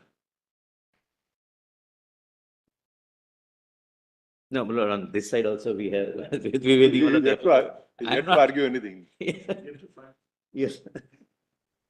That's in a brotherly sense. Yes, sir. 29. The first argument, my lord, your lordships would find after, my lord, quotation of the section. The first argument was that this article contained temporary provisions which ceased to be effective after the Constituent Assembly convened for the purpose of framing the Constitution of Jammu and Kashmir state had completed its task by framing the Constitution for that state. Reliance was placed on the historical background in which this Article 370 was included in the Constitution to urge that the powers under this article were intended to be conferred only for the limited purpose and limited period until the constitution of the state was framed, and the president could not resort to them after the Constituent Assembly had completed its work by framing the constitution of the state. The background or the legislative history to which reference was made was brought to our notice, my lord, that your lordships can, my lord, skip. Then your lordships may kindly see para 5, my lord.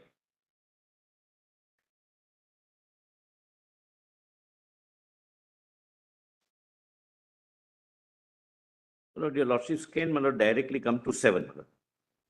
There are, my lord, your lordship gets, my lord, at page 30, at the foot, para 7. There are, may I read? There are, however, much stronger reasons for holding that provisions of this article continued in force and remained effective even after the Constituent Assembly of the state has passed the Constitution of the state. The most important provision in this connection is that contained in clause 3 of the article, which lays down that this article shall cease to be operative or shall be operative only with such exceptions and modifications and from such date as the President may specify by public notification, provided that the recommendation of the Constituent Assembly of the state referred to in clause 2 shall be necessary before the President issues such a notification. This clause clearly envisages that the article will continue to be operative and can cease to be operative only if, on the recommendation of the Constituent Assembly of the state, the President makes a direction to that effect. In fact, no such recommendation was made by the Constituent Assembly of the state, nor was any order made by the President declaring that article shall cease to be operative. Both things are separately mentioned. Neither recommendation made nor President exercised, meaning thereby the President could have exercised the powers even in absence of a recommendation, since there is no Constituent Assembly. I hope, Lord, I am able to make myself clear that till Constituent Assembly was in existence, recommendation. Even otherwise, President could have done it after the Constituent Assembly ceased to exist. On the contrary, it appears that the Constituent Assembly of the state made a recommendation that the article should be operative with one modification to be incorporated in the explanation to clause 1 of the article. This modification in so and so. My lord, thereafter, kindly come to the real issue, my lord, that is 14.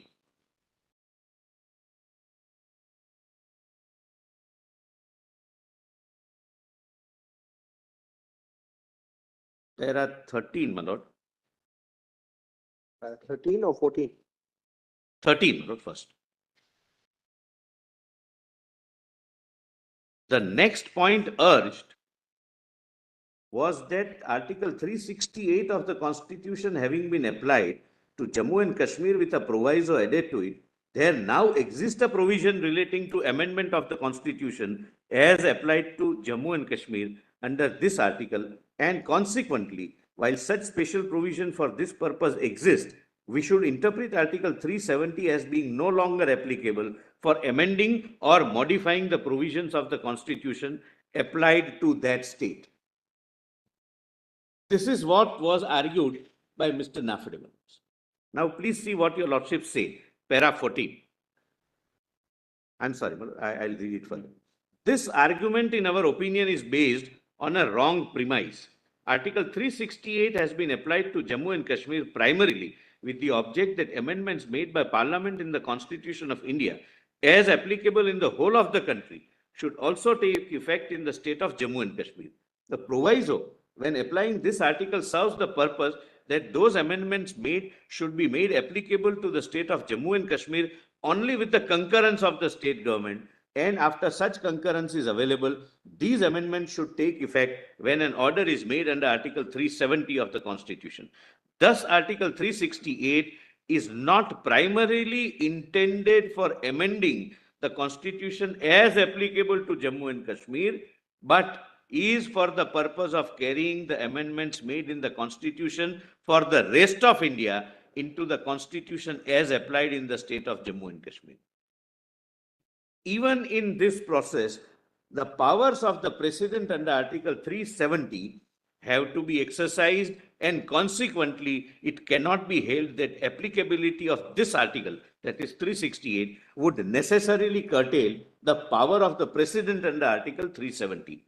It was also urged that the power of making modifications and exceptions in the orders made under Article 371D should at least be limited to making minor alterations and should not cover the power to practically abrogate an article of the Constitution applied in that state.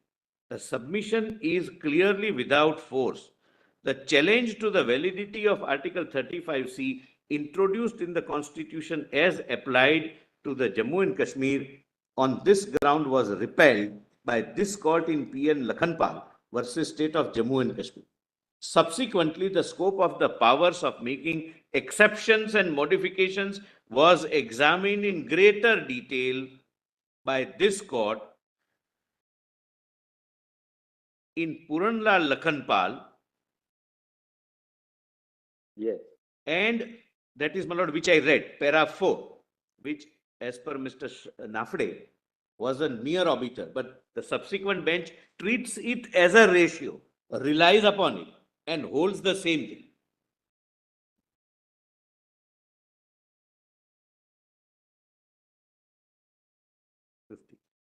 But please come to, my lord, now just before one line before paragraph 15. This, I'm sorry.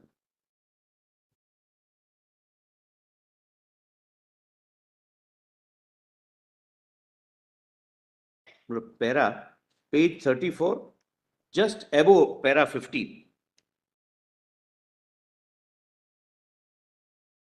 This decision, your lordship gets one. How the subsequent 5-judge bench treats Puranlal Lakhanpal, para 4 of Puranlal Lakhanpal, which, my lord, Mr. Nafede contended is a arbiter. This decision being binding on us, it is not possible to accept the submission urged by the council.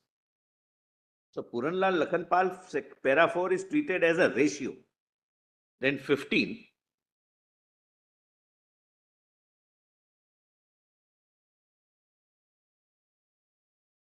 But may not be of relevance, my lord. I'll just come back to my written submissions, my lord, again. That's on the facts. The rest is, my lord, on the facts of the case.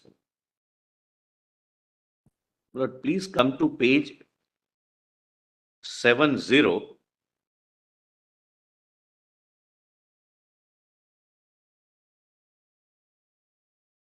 Here, parliamentary supremacy. From the of your submissions. My submissions, my lord. That would be combined submission, volume 3.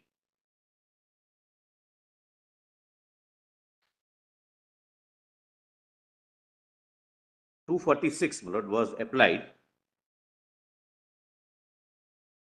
with some modification, of course.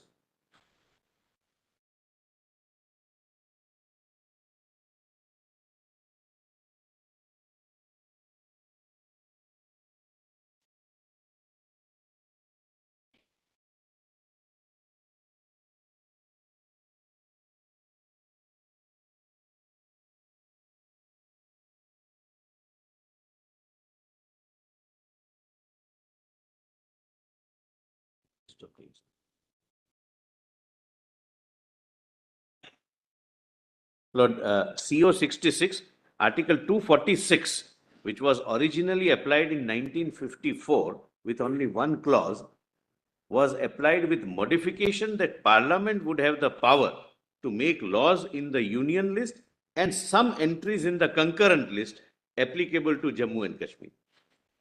Article 254 was applied in toto, thereby ensuring supremacy of the parliamentary laws in case of repugnancy.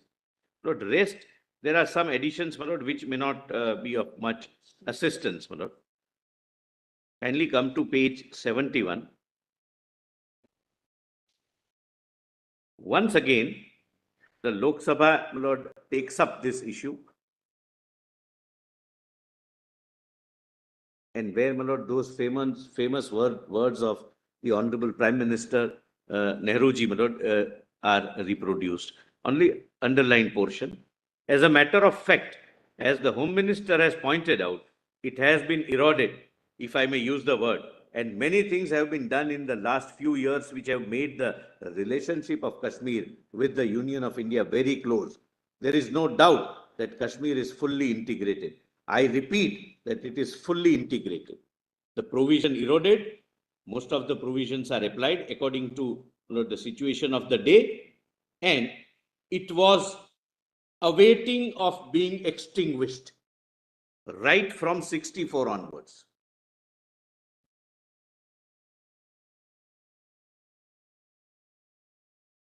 Then, my lord, page 72, CO 69, my lord, this provisions of Article 19, subclause 7 was added, and 35C were extended from 10 years to 15 years. My lord, as I have pointed out, my lord, it came to be kept on being extended till 74. Now, my lord, a private member's bill comes before the Parliament for abrogation of Article 370.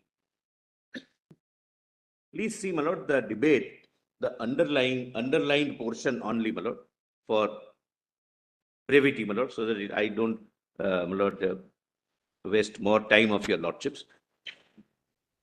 Inder Malhotra, nominated from Jammu and Kashmir, says this: the people of the state have no special liking for this Article 370, which exists in the Constitution, and we shall be very happy as soon as this is omitted. This was the debate, whether it should be omitted, it should be abrogated, etc. Then Hari Vishnu Kamath, he was also a member of the Constituent Assembly of India, a very leading member, one of the members who contributed immensely. That accession is irrevocable and that integration must come very speedily. If that is accepted, then there cannot be two opinions on the question. That article must go. I take my stand so far as this article is concerned on the firm base that now Jammu and Kashmir state is suffering because this article is there, because difficulties are there by created. If this article is repealed, the state will derive some benefits as other states of the Union are deriving from their relationship with the Indian Union. And therefore, it is from this point, that point of view, that Jammu and Kashmir should be as much a beneficiary of the relationship with the Indian Union as every other state, such as Mysore or Kerala or Bengal or Maharashtra or Madhya Pradesh is today. But, and unfortunately today, Jammu and Kashmir is not a beneficiary of this relationship in the same way and to the same extent as other states. Then, my lord, Shamlal Saraf, my lord, adds, retaining Article 370 by not bringing the state at par with the states in the rest of the country. What has been happening? Firstly, there is a sort of insecurity in the minds of the people.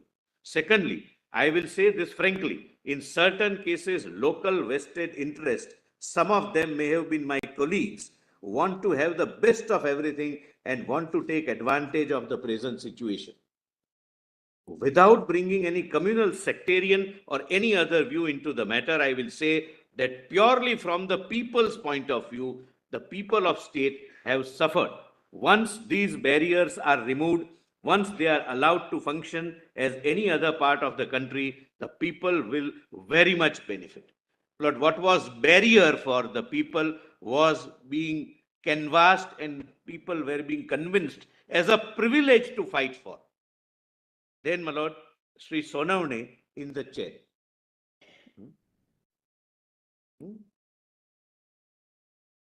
My lord was from Jammu and Kashmir, my lord, in the parliament.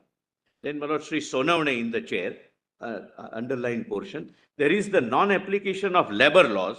In my state, there are lakhs of people working in various forests, handicrafts and factories, and all the beneficial laws that we have in the center and which are applicable to the rest of the states, as Nandaji knows, as ex-labor minister, that is Gulzarilal Nanda, my lord, became acting prime minister twice, labor minister, should ipso facto apply to that state also. I have myself been a small labor worker, and as a minister, I was in charge of labor also, and I know the feeling of workers in that state. Every time they say, why do you keep this wall of separation? Let us all get tile benefit as the rest of our countrymen. After all, in labor, where people work, there is no question of caste, color, or religion. Therefore, it is equally important, and I would say forcefully, that these things should apply there also. Then, my lord, D.C. Sharma, my honorable friend Sri Gopal Dutt Mengi has said that Article 370 is a wall. I would say it is not a wall. If it was a wall, I could demolish the wall easily and in no time. It is not a wall, but it is a big mountain which stands between India and Jammu Kashmir. Although we have dug the Bani Hal tunnel and we have done everything else, we have not demolished the mountain yet. I feel this mountain should be blasted with dynamite, with the dynamite of goodwill, firmness, and decision. That way lies the salvation of India, and that way lies the good and welfare of the people of Kashmir. Then, my lord, at the foot of this page, my lord, in the debate, Sri Abdul Ghani Goni, the people of Kashmir had decided once and for all, and have decided once and for all, that Kashmir is an integral part of India. Whether there is Article 370 or no Article 370, it is only a provisional provision and a temporary provision in the Constitution which can be removed at any time. But as far as the complete accession is concerned, that is final and nobody can challenge it. Then, my lord, Mansingh Patel on the next page, 76. I am skipping the rest. Lord, Mr. Ghoni, my lord, I am told, was also a member of Constituent Assembly of Jammu and Kashmir. And thereafter, he was a minister also. Then, my lord, Mansingh Patel, we have said before the world as a whole that there is no possibility now of plebiscite, and the integration of Kashmir is firm, final, and irrevocable. We continue with this Article 370, thereby showing to the world as if there is still some difference between Jammu and Kashmir and other states of the Indian Union. This kind of maintenance of separate identity of a state creates difficulty for us.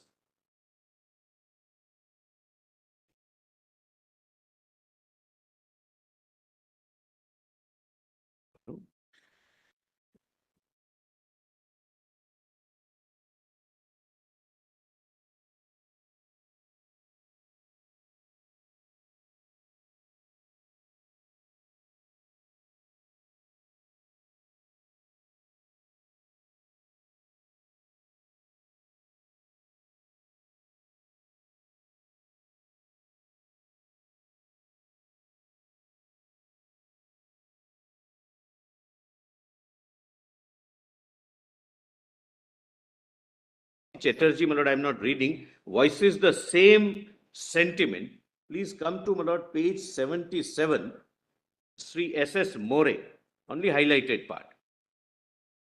But, I'm sorry, my lord, my learned friend wants me to. Minister, very interestingly, Mr. Chatterjee refers to the statement of Mr. Sadek, who was the. Yes, my lord, I'm sorry, my lord, I would, my lord, rather read that. Vice President. I have, of National Conference. Vice President of National Conference. yes, my lord. Very I have in my extra hand an extract from Hindustan Times dated so-and-so, which reads thus: the veteran founder title and National Conference leader, Mr. Sadiq, today confirmed reports of lawlessness and corruption in the administration of Jammu and Kashmir. Mr. Sadiq, I'm told, was the Honorable Chief Minister then. He took over after Bakshi government. Yes, madam. Mr. Sadiq, who is the senior vice president of the ruling National Conference, declared in an interview that abrogation of Article 370 of the Constitution was essential for the restoration of normalcy in that state. I maintain that it is today more imperative for the restoration of normal conditions, for the upkeep of democratic life of that state, and for greater cohesion, both of the people of Kashmir and India as a whole. We should not delay any further. What has happened since 29th of November 63 till today, which necessitates that there should be any going back on the solemn declaration that Article 370 must be abrogated, and it is essential for restoration of normal conditions in that state. What is heading of this chapter, that chapter? It is in part 21 of the Constitution, temporary and transitional. Therefore, Article 370 was never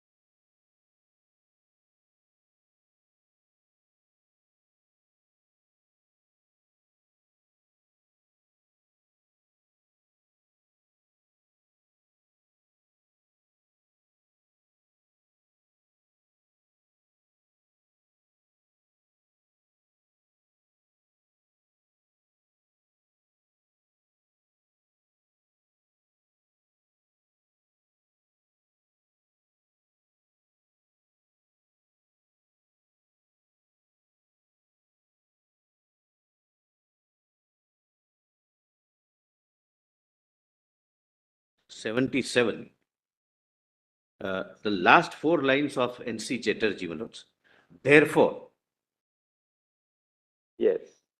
Therefore, in the very content of this article, there is a clear demarcation, a clear expression of the will of the makers of the Constitution that it shall not be permanent feature, and the President, by a declaration, by a notification, can say that this article shall cease to operate. Lord, why I am reading this, the argument of the petitioner was that once the Constituent Assembly of Jammu and Kashmir is dissolved without recommending anything, it became permanent. I am just pointing out that subsequently also 2 things are happening. Everyone says it is temporary and everyone expresses the desire. Why is it not being now? These are views really. These Correct. are views on the floor of the. But, my lord, please see Mr. More's view. He has articulated, my lord, beautifully on that very page. Next, I rise to accord my hearty support to the present bill. I have read article, I'm sorry, they are views. This is how Parliament understood it. Not That's- Parliament, an individual member of Parliament. My lord, this is how, my lord, nobody disputes that no, it is permanent.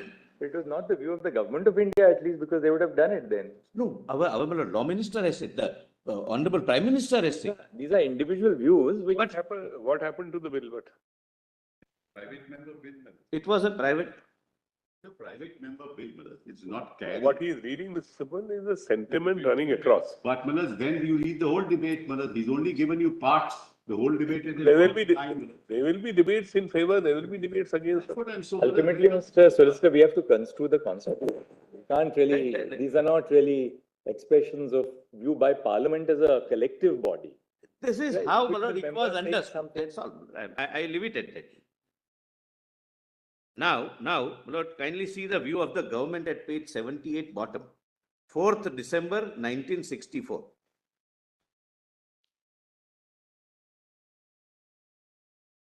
In continuation of the debates mentioned above in a speech, then Home Minister Gulzarilal Nanda reaffirmed the temporary nature of Article 370. This is the view of the government. There is no wall between Jammu and Kashmir and India. At the most, you can say it is some kind of a movable partition. We can move it on our own. There is nothing coming in the way. This is the view of the government also. I take this opportunity to inform the House that it has been decided to apply the provisions of Article 356 and 357 also to Jammu and Kashmir. Entry 43 and 78 of the Union list and 33 and 34 of the concurrent list are also being made applicable. I skip a lot, then the highlighted part. Therefore, the area of uniformity is being constantly extended and it is being accelerated and expedited. And as I said before, the House would certainly understand from what I have said that anything else which has to be done quickly could certainly be considered and some kind of action could be taken on that. The government assures the Parliament. Then Hembara, when you have done so much, why don't you do the rest? Sri Nanda, those who have done so much will certainly do the rest. The concurrent list was made applicable with, of course, modifications by CO 66, right? Just for the sake of. Yeah, CO yes. 66? For the first time, yes, my lord. That is 26th of September 1963, right? My lords are there. Now comes, my lord, third instance of mechanism under Article 367, page 80, my lord. The substitution, that is what I was asking for a fact only, Mr. Solicitor. Yes, It's my lord. only in 1965 that the expression Prime Minister changes to Chief Minister. Your list of dates of 10/4/1965. No, my lord, Prime Minister description went long back. Please Sadr Riyasat was changed. Please read 10/4/1965. No, your lordships are at page. Your notes. Your note. Oh, okay, well, your lordships are right. Though this act, the expression Sadr Riyasat and Prime Minister in the state's constitution were to respectively be, your lordships are right. It was I had an impression, I was not sure, that both things occurred. in the constitution of Jammu and Kashmir. Kashmir occurred simultaneously. Yeah, your lordships are right. Now I stand corrected. I was, my lord, answering the Constitution of India point of view when it changed, my lord, in 367. But your lordships are right in their in the Constitution of Jammu and Kashmir, my lord, it was simultaneous in 65. Then, my lord, CO 74. So that is page 80.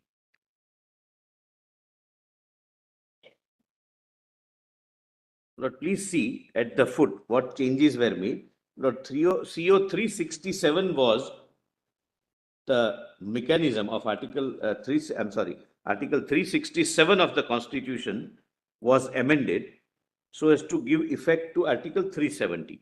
Please see, my lord, AA, this is addition in green. The lordship gets, my lord. References to the person for the time being recognized by the president on the recommendation of the Legislative Assembly of the state as Sadr-e-Riyasat of Jammu and Kashmir, acting on the advice of Council of Ministers of the state for the time being in office, shall be construed as references to the governor of Jammu and Kashmir.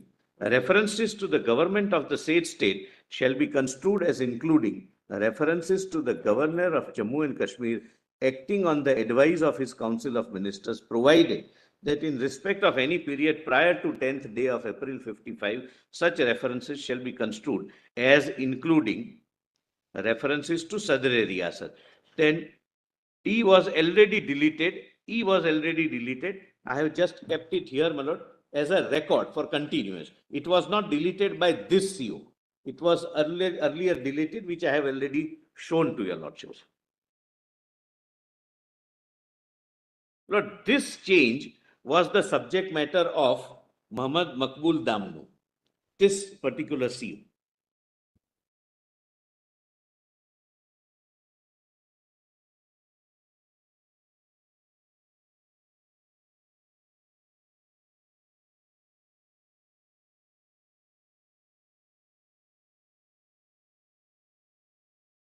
Lord, I'll have to read some paragraphs of Damnu, my lord. Can I do it after the lunch break, my lord? It's now a few minutes. Just as an aside, Malad, during these debates, Malad, Pandit Jawaharlal Nehru intervened and he said, if you talk about outsiders buying land in Jammu Kashmir, I am totally opposed to it because big business will come in, Malad, and will destroy the entire state completely. So he was very adamant on that. That was a mistake, my lord. I'm sure it was a mistake. I'm only saying those That parts, was those my parts lord, should also be right. read. Those parts, I'm not saying. That, my lord. Everything that we did was always a mistake. No, I'm not being political, my lord. I'm from citizens' point of view. Unless investment comes, you never develop. Why it did not culminate into something?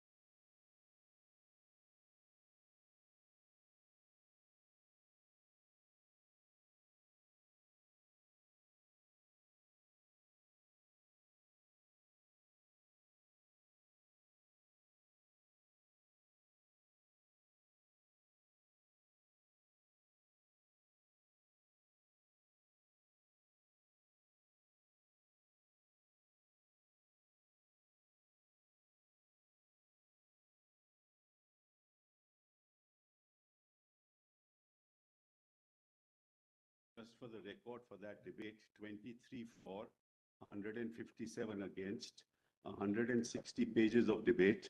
Guzari Nanda says that you cannot change 370 till you follow 370. So all that, well, what is happening is we're expanding all this, which is not part of any. I may assure my learned friend. And at least you should point the facts out. Lord, there is no intention, Madam. Everyone, we were led by eminent people, everyone contributed. There is no, Lord, undermining the contribution of anyone. The only purpose was voting may differ. This was the view consistently explained, and Lord, my only purpose of reading was this is how the country treated it as temporary. That's all. My learned friend may take any other meaning out of it.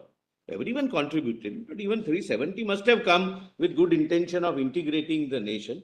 The purpose of reading the debate was, and is, my lord, I'm not reading it now, that it was conceived from the beginning as a temporary provision. That's all, my lord. Not to undermine anyone's contribution. Lord, I pointed out CO, and now, my lord, I requested your lordships to allow me to place only 4 paragraphs of Damnu. Your lordship knows, my lord.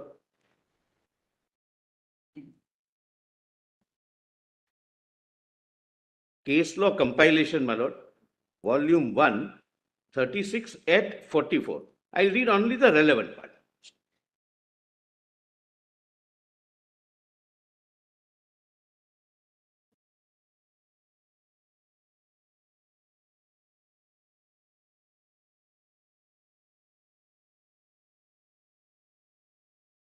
Page? Volume 1 36. compilation, page 36 at 44. But before rising for lunch, when your lordships rose for lunch, I read the constitution order, which was under challenge. Makbul Damnu. Para 19, my lords. Lord, at page 44, your lordships would find Article 367 as modified is quoted. Then para 18 may not be relevant, 19. Lords. Your lordship gets that. May I read with the lord's permission? On November 17, 1956, Jammu and Kashmir Constitution was adopted.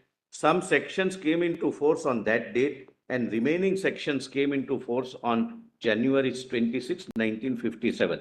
But nothing turns on that. At the last 2 lines of that para, my lord, order of 1965, under this order, for clause B of clause 4 of Article 367, the following clauses were inserted. Lord, then Sadr-e Riyasat becomes governor of Jammu and Kashmir. Correct, Manoj? Now please come to 21.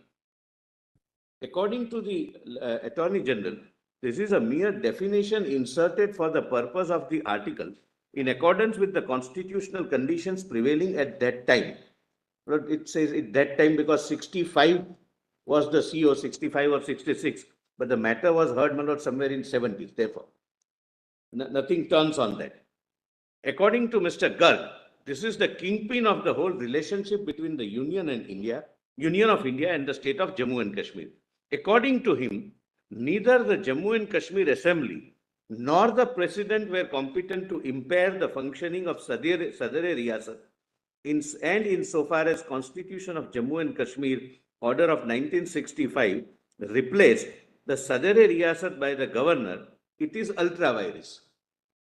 According to him, either there has to be an amendment to the Constitution of India under Article 368 and Article 370 sub-Article 3, or a fresh Constituent Assembly has to be convened to amend the explanation. Please mark this. This was, my lord, the contention being considered by your lordships. 22. It seems to us that the essential feature of Article 370 subclauses B and D is the necessity of concurrence of the state government or consultation of the state government. What the state government is at a particular time has to be determined in the context of Constitution of Jammu and Kashmir. Please mark this. Lord, I very respectfully, heavily rely on this finding.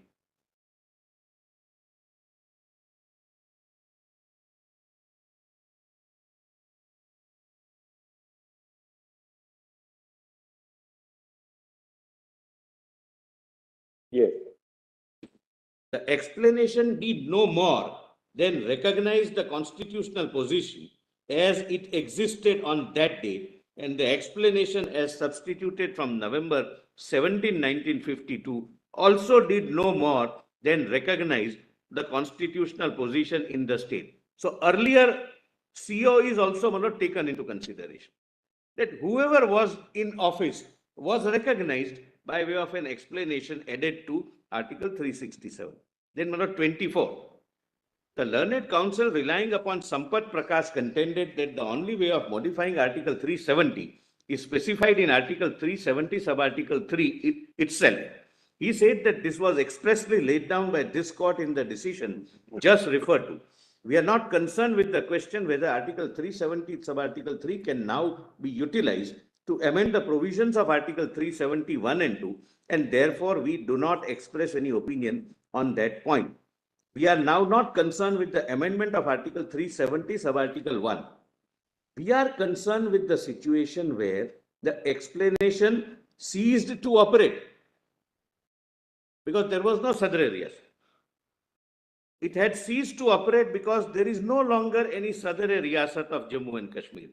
If the definition contained in the explanation cannot apply to the words government of the state, then the meaning given in Article 367(4) as amended will have to be given to it. So if an authority contemplated under Article 370 ceases to exist, it can be replaced by the successor or the closest possible successor under 367.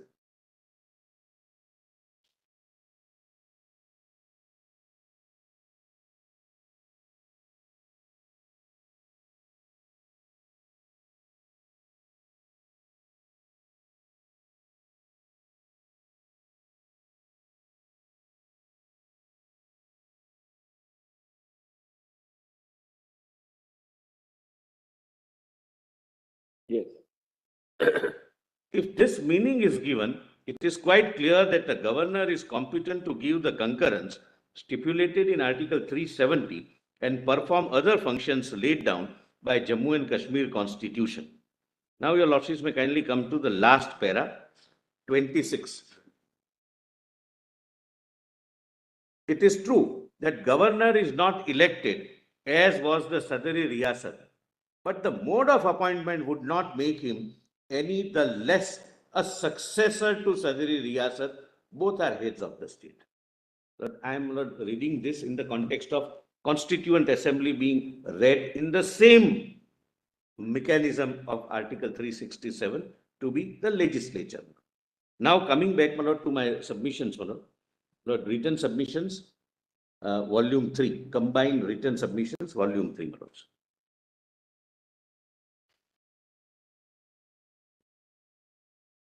I'm sorry, my lord, if your lordships are at the judgment, my lord, can I, only one, my lord, argument, my lord, I left, my lord. Para 28, my lord, I'm sorry. At page 47, I missed that, my lord, I should have read that.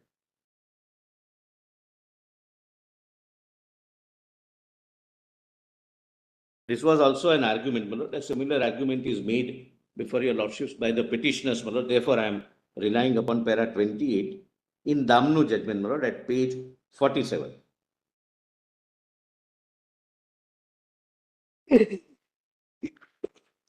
Para 28, your lordship gets one. My lord Justice. Yes. Mr. Garg drew our attention to clauses AA and B of Article 367(4 as substituted by CO 74 of 66. We have already set them out above. He said that this was an amendment of Article 370 sub-article 1 by the back door, and the President could not exercise these powers under Article 371 when he had not purported to exercise these powers under Article 370, Subarticle 3. But, as we have already said, the explanation had become otiose and references to Sadr-e Riyasat in other parts of the Constitution had also become otiose. There were two alternatives. First, either to leave the court to interpret the word government of the state and give it its legal meaning, or secondly, to give the legal meaning in a definition clause, that is Article 367. What has been done is that by adding clause AA and B in the definition is supplied, which the court would have in any event given. Therefore, we do not agree that there has been any amendment of Article 370, Subarticle 1 by the back door. Just for completion, 32 on that page. It is also not necessary to dwell on the third point, namely violation of Article 21 and 22 of the Constitution, because it is clear that they are excluded by Article 35C of the Constitution.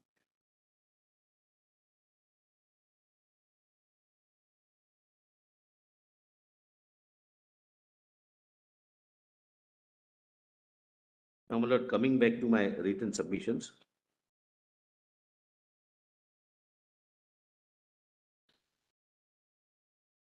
Page 83.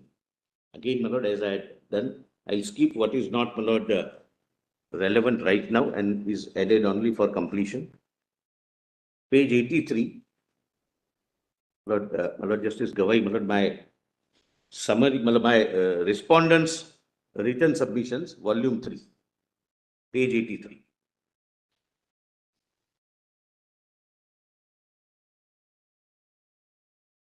Your Lordship gets that one. 17/2/1969, Article 248 was applied in a substituted form, giving exclusive power to the Parliament to make laws with respect to the prevention of activities directed towards disclaiming, questioning, or disrupting the sovereignty and territorial integrity of India, or bring about secession of a part of the territory of India, or secession of a part of territory, etc., etc. Lord, this is where the residuary power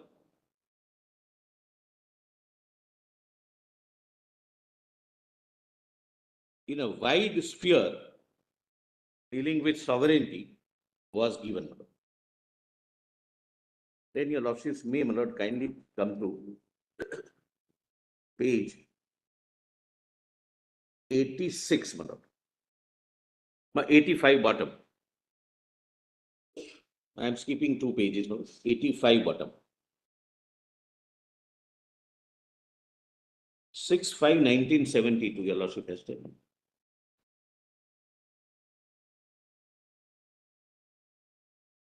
It further expands the residuary power of the Parliament. CO 93. CO 93, the scope of Article 248 was increased, whereby the exclusive power was vested to the Parliament to make laws with regard to the prevention of activities of disrupting the sovereignty and territorial integrity, etc., to also include taxes on foreign travel, inland air travel, postal articles, etc. Then your Lordships may, my lord, come to page 87.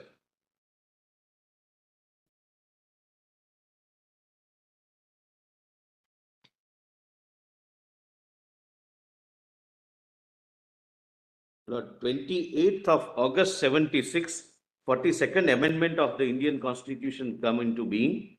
Lord, what was not applied was the word socialist and secular. I have already pointed out. The word integrity was not applied, and fundamental duties were not applied.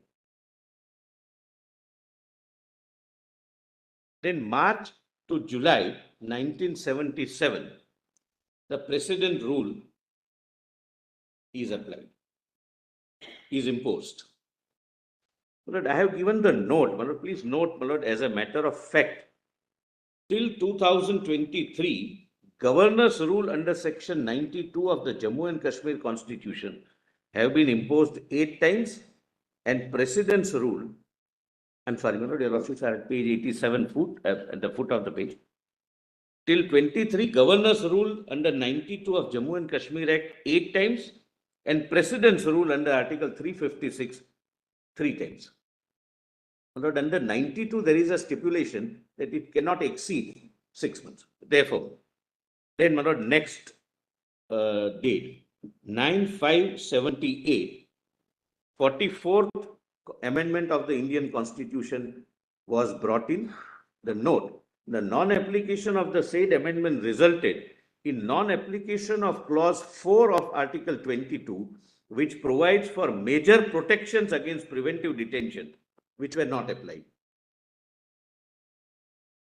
This is what they lost, and this is what they started getting from 2019.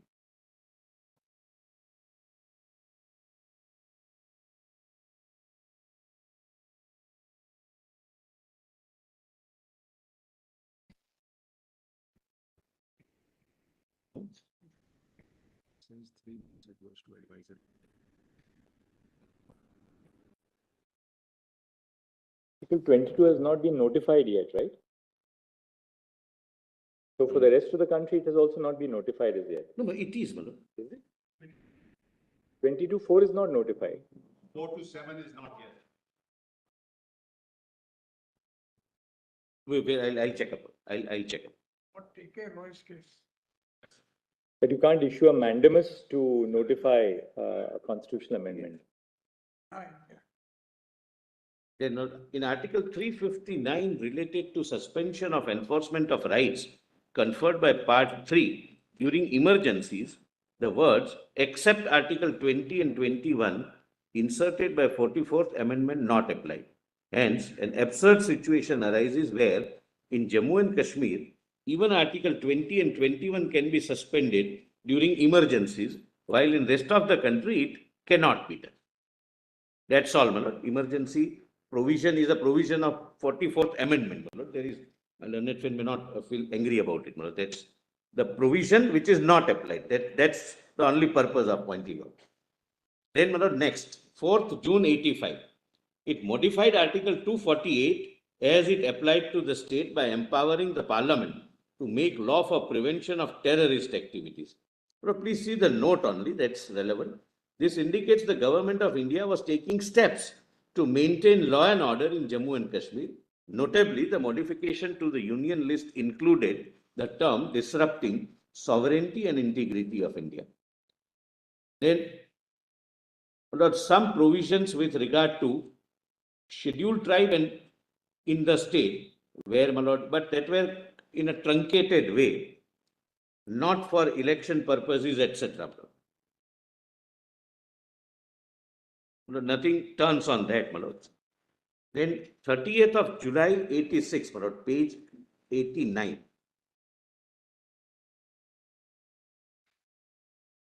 The said order in June this is June 1985, entry 97 was also applied, though confined to this area. Yes. Well, that was made applicable, it was expanded, my lord, it was applied in 69. 1969. I'll just, my lord,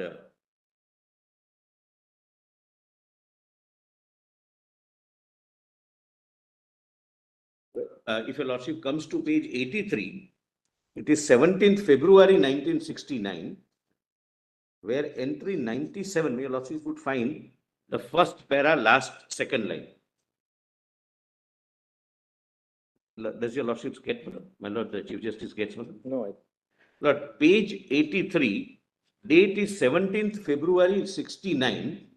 Yes. CO 85, the first para, last line, my lord. Further, entry 97 of the union list was applied in a modified form, dealing with the above subject. Right.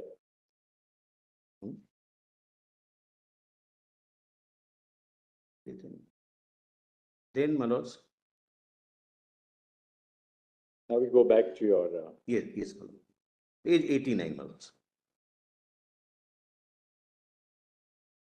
The said order was order issued during governor's rule. My lord, this is important, and the notes would be more important. Several COs are issued during governor's rules also.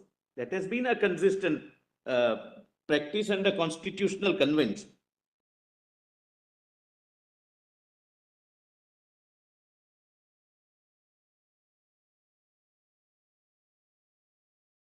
The said order issued during governor's rule modified Article 249 in its application to the state to state that the Rajya Sabha, by passing a resolution with over two-third majority, could empower Parliament to make laws on any matter specified in the resolution, bring a matter which is not enumerated in the union list or concurrent list.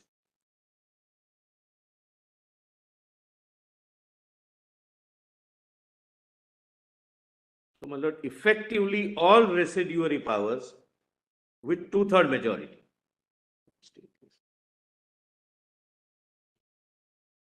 And including state list members. And this was done during governor's rule.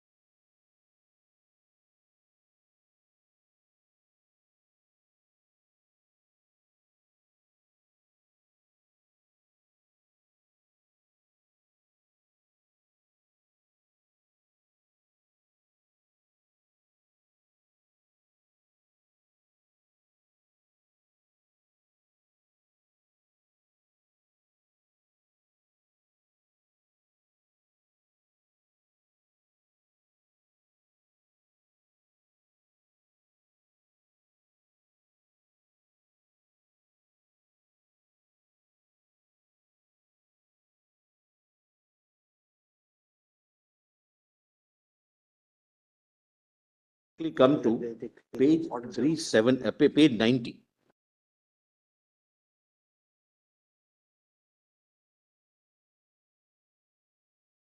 COs in fact were amending Article 356 because that prescribes 3 years.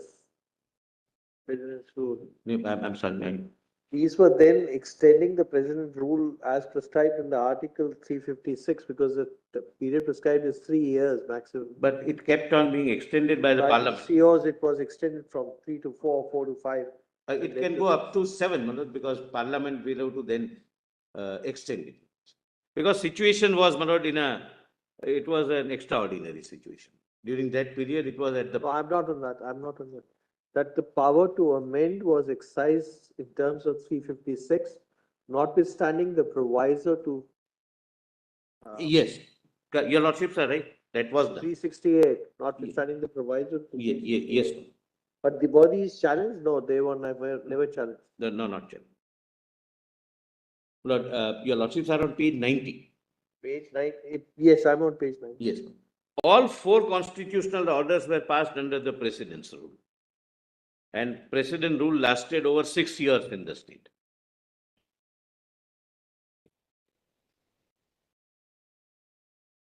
So thereafter, I have given what Mr. Sibal has already taken your lordship through. Blue is Mr. Sibal's note, my lord, list of dates. Then, Lord, 1/3/2015, the Legislative Assembly of Jammu and Kashmir was elected and oath was administered by the members. The tenure of the assembly was 6 years, which was to expire on 1st of March 21, the last ministry.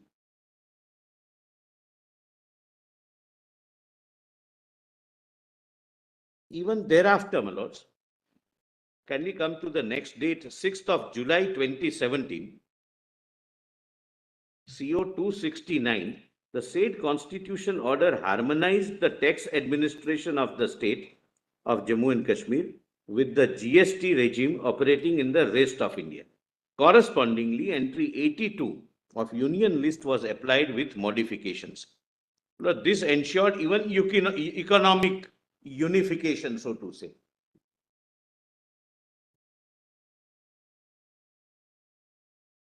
Then, my lord, 2017 is the judgment in Santosh Gupta, my lord, which I will read only 2 or 3 paragraphs, a little, yes,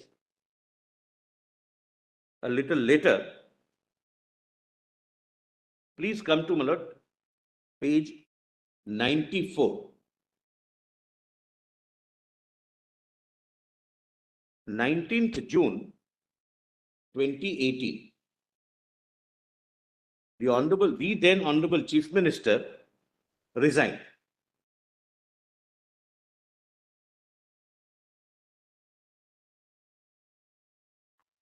Correct, Manoj?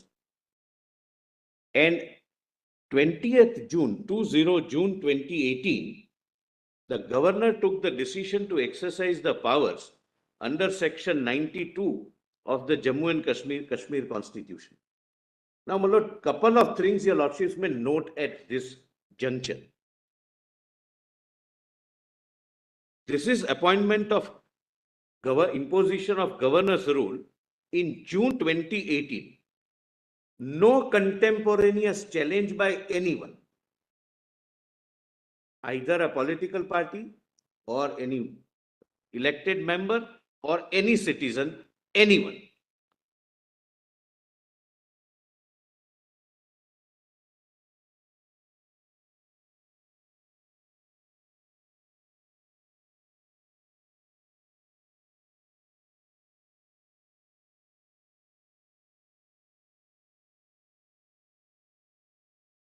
So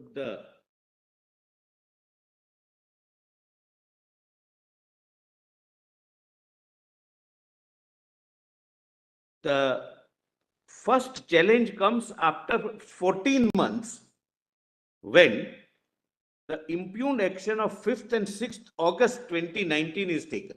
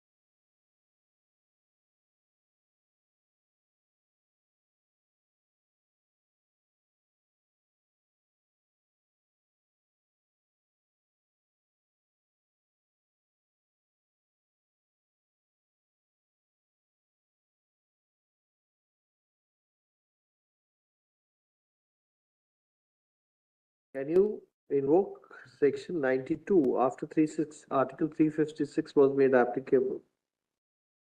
No, Article 356 came subsequent. Yes. Nobody's raised that issue. But subsequently 356 comes. So if there was, I understand the query. Even if there was an irregularity which is caught subsequently by 356.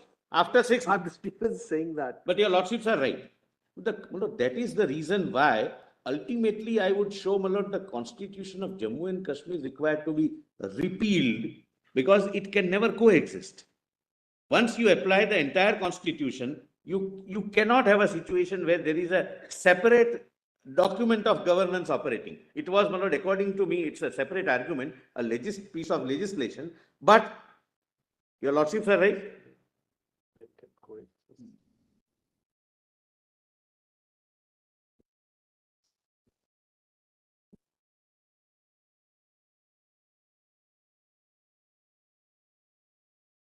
They have been directly under 356. Your lordships are absolutely right. And Mr. Solicitor, when you say the contradiction, the very fact that you invoke section 96, 92, 92. and not 356, you're accepting that both of them can coexist. Qua 92, yes. Otherwise, my lord, there are several provisions which I'll be able to demonstrate. But, my lord, in any case, that's my lord, a separate submission on that, my lord. Why? How Jammu and Kashmir Constitution would not exist the moment, my lord, 370 sub-article 3 is invoked. But your lordships are right. You can argue, but other way also, there are other arguments available to make that argument, Correct. or that submission. My lord, thereafter, on 21st of November 2018, the Constituent Assembly is dissolved.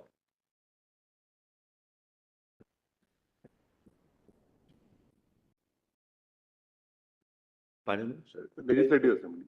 I'm sorry, Legislative Assembly, my stand correctly. Well, Legislative Assembly was dissolved. No challenge to this contemporaneously.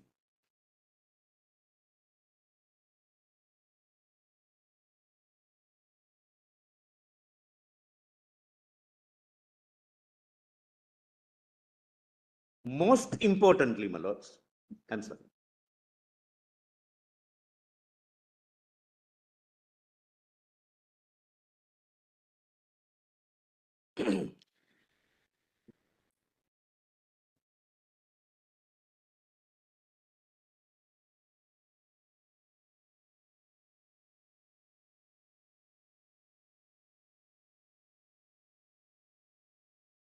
Today, there is no challenge to the dissolution of the assembly. The petitions which were filed after 5th and 6th That of resolution also takes place in the Constitution of India as applicable to Jammu and Kashmir. your lordships are In Your terms Lordship, of section 53. it should have been, my lord, under 117.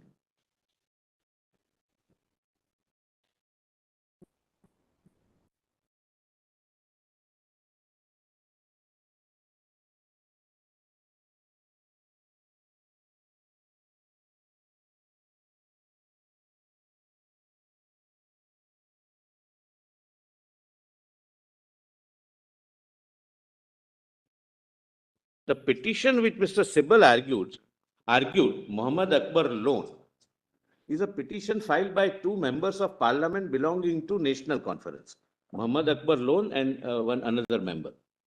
No challenge either to the governor's rule, president's rule, or dissolution of legislative assembly. One IA is filed by the former chief minister, argued by Ms. Ramkrishnan, in 2022, IA for impleadment.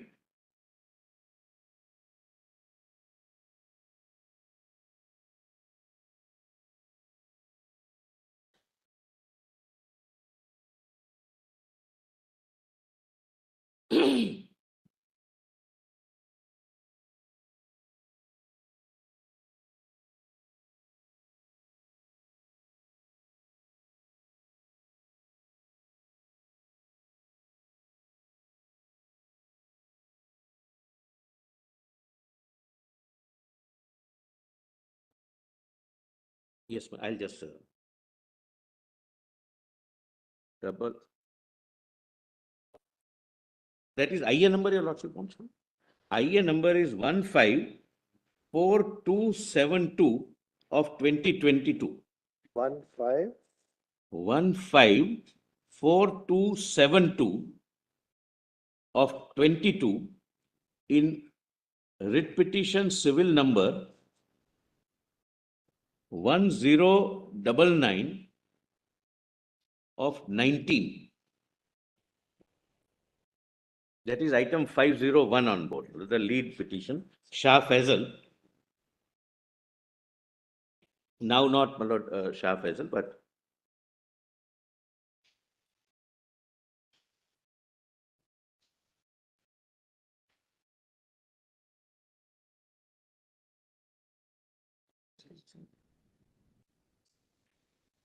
correct, my lords? So, no political party challenges either governor's rule or president's rule or dissolution of assembly contemporaneously. Dissolution not challenged at all. Otherwise, your lordships are aware, my lord. Your lordships are disturbed even at the middle of the night that now we are ready to forge an alliance and we are ready to form a stable government.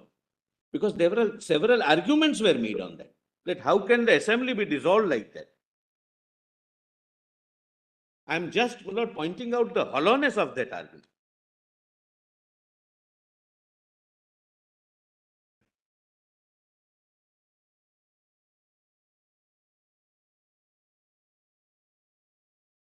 But before I go further, Lord, I must deal with one submission. So writ petition civil 1099 of 2019 did not challenge these three things. My lord, writ petition is by Did not challenge the governor's rule, president's rule, or before that. no, my lord, I must point out the governor's rule is challenged, but after 14 months, when After in 5th and 1099. 6th of August 2019, when that was must be being drafted, it must have been advised that you have to challenge the main imposition. That appears to be the case. So the governor's rule was challenged. Challenged after 14 months. Then obviously the president's rule would have been also challenged. Yes. It's bound to be, bound to be. Yeah, And bound to the- be. And dissolution of the legislative assembly is also challenged. Is not challenged. Is not challenged. Is not challenged, still not challenged. In any of the petitions till date. Till now, none of the petitions it's challenged. Yes. None of them. And that's in terms of section 53(2). Yes. And, my lord, the petition argued by Mr. Sibal, which was which is number 1099, loan, Abdul, That was 10. Muhammad Abdul loan, my lord, which was by NC, my lord, National Conference, not even president's rule or governor's rule under challenge. Well, I have a list, I have the list, my lord. I'll just show that list, my lord, to your lordships. Where is that list? True of fact, what is the governor's rule was challenged through a PIL filed in this court, dismissed. There was a PIL filed in this court, challenges governor's rule, was dismissed by Justice Gogoi. And I'd be very happy if this court were to say that because all this was not challenged, the entire process that is adopted is constitutional. When did I argue that, my lord? Why I'd be very happy if this court were to say that. My lord, where did my learned friend, my lord, why is he presuming what I'm going to argue? Since you are talking about it. No, I'm talking about it because half an hour of a political kind of an argument was made. How can you dissolve the assembly like this? What are the powers of the governor, etc.? Bench of this judge, of this court has said you can't do it. Correct, but you can't argue it without the challenge. I have never made a political argument in this court and your lordship knows about it. Not a single political. But if there is no challenge and if you raise a plea that there was, the governor should never have dissolved, it becomes a political argument. It's not an argument based to suppress. Taking your point that Mr. Sibal's writ petition, there was no challenge to president's rule, governor's rules or the dissolution. Yes, and dissolution not in challenge in any of the petitions. That we got. So, my lord, that question your lordships need not go into. That's the my lord, respectful submission. And my learned friend is right. So please, if you don't mind. Paper book 501.7, in fact, the counter affidavit has a listing of all the prayers of all the I was going to say that, please allow me. I have prepared a list and placed it, my lord.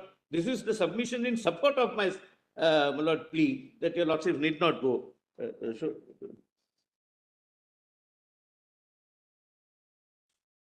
Because substantial time was consumed on this argument. Therefore, my lord, I am my lord, laboring this point that it was not necessary. Lord, please come to my lord, volume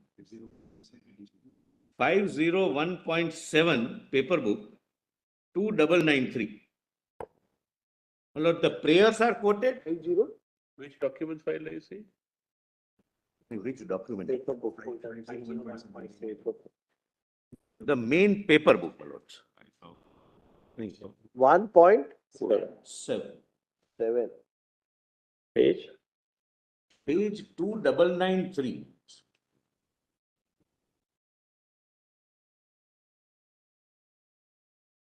Why would I not point out something which is in my favor and I have placed with my reply? Folder. 2993.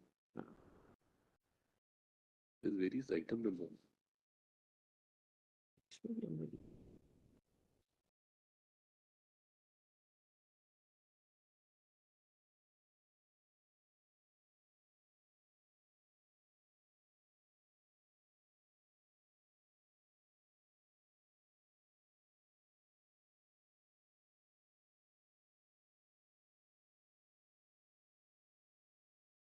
Incorporated all the prayers with writ petition numbers.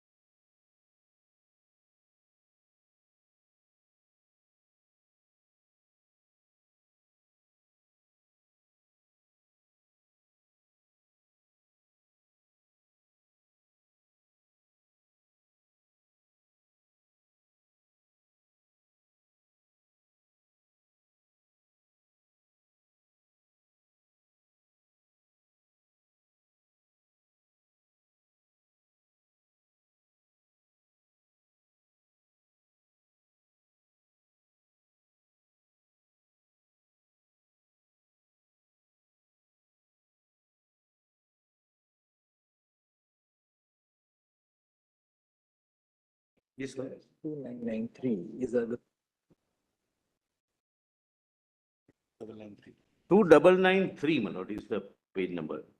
PDF page 2993.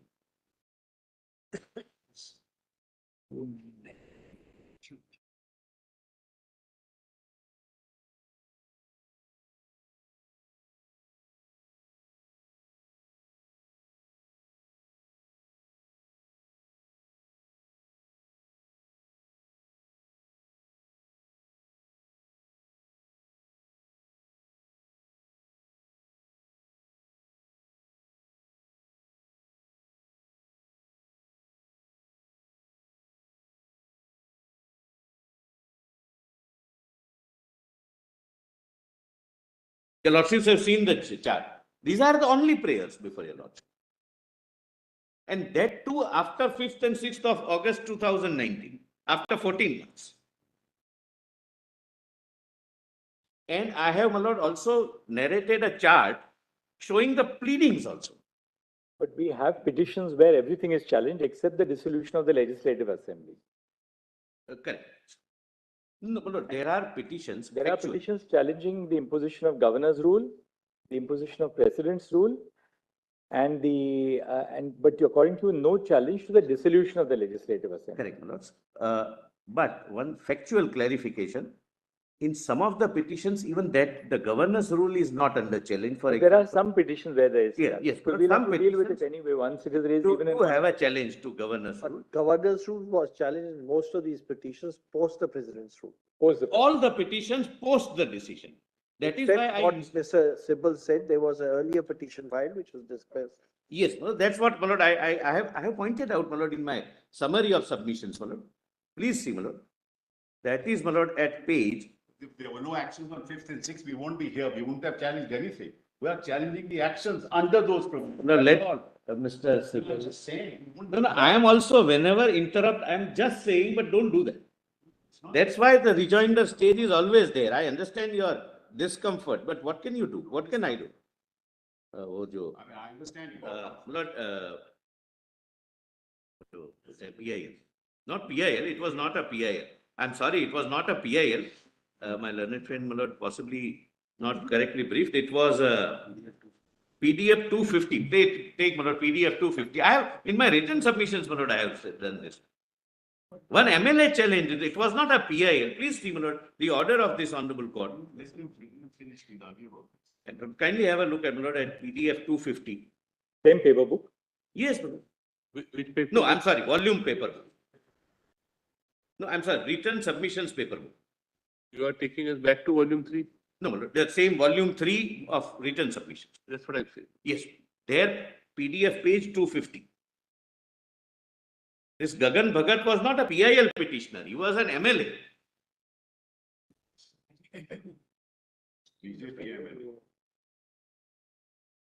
We argue, anyway, my lord, we learn from my lord, senior, my lord, I will not say anything more than that.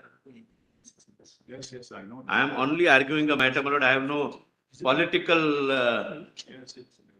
Let it finish. My lord, I have nothing, this is a constitutional point for me. Your lordship gets that order, my lords? This was a petition challenging precedent's rule. Yes. No, I have this. Governor's rule. Dissolution, I'm sorry, dissolution. This was against what, challenging dissolution or the governor's rule? Dissolution. Dissolution. Dissolution.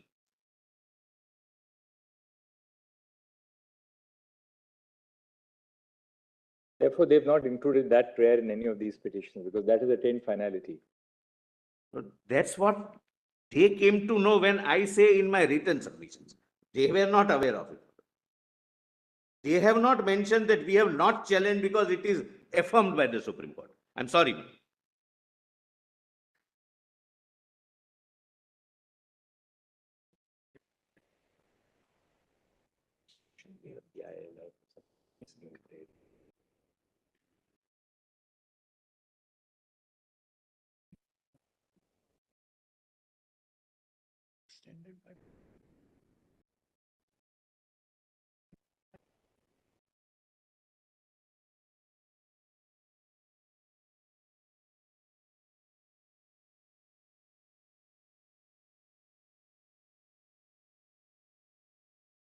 The lordship said that we have heard, we have seen the record, and we dismiss the petition. Therefore, I am not going into the details. Otherwise, my lord, I can show details also. But there are reasons, my lord, why it is not challenged. My lord, when you don't have a case on the floor, you don't challenge it. That's as simple as that. But let's not go into it. Why they have not challenged it? It's definitely not because this petition was filed and dismissed. Because none of the petitioners say that this petition was filed, heard by this court, and dismissed, and therefore we are not challenging it. They came to know possibly only when I pointed out in my written submissions. So far, it was not on record. Now, Lord, page 95, 1912-2018. Lord, proclamation under Article 356. Yeah.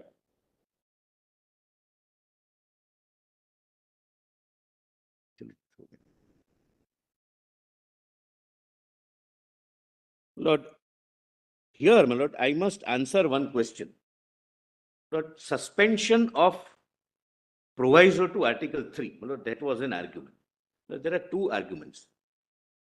The argument was advanced with a nuance that this was a device to bring certain legislative enactments or certain parliamentary actions by suspending the provisions of the article, the proviso to Article 3, namely the Reorganization Act. That was the allegation.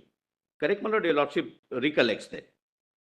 As a matter of fact, right from the inception of this country, whenever President's rule is imposed, proviso to Article 3 is stayed. We have studied each and every proclamation issued by the President under Article 356 with regard to each and every state, not Jammu and Kashmir. Proviso to Article 356 is suspended in every case, and please have a look at, my lord, the chart which I have, my lord, placed at page 227 of this very file, my lord, of this very volume.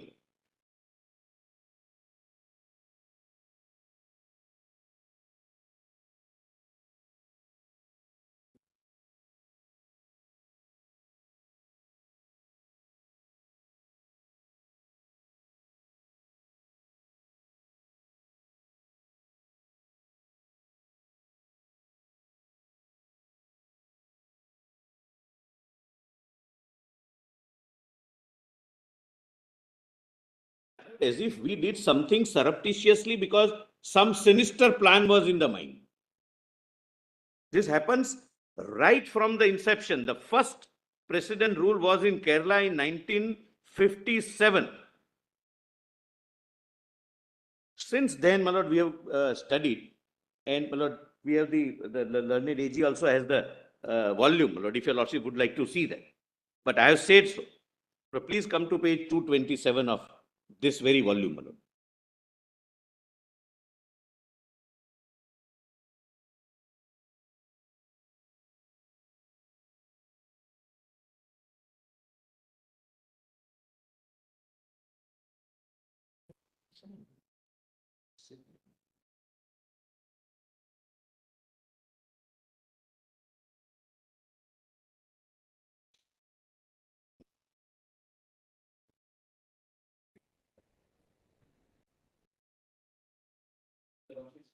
Two 26 minutes. Now, please see Andhra, Arunachal, Assam, Bihar, Goa, everywhere, my lord, suspended. The lordship would come to page 9, clause 9, erstwhile state of Jammu and Kashmir. Twice, 86 and 90. On both the occasions, the proviso to section Article 3 was suspended.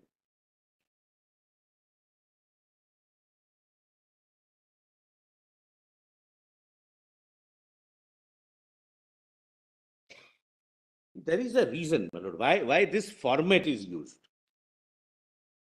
It's not to do something surreptitiously.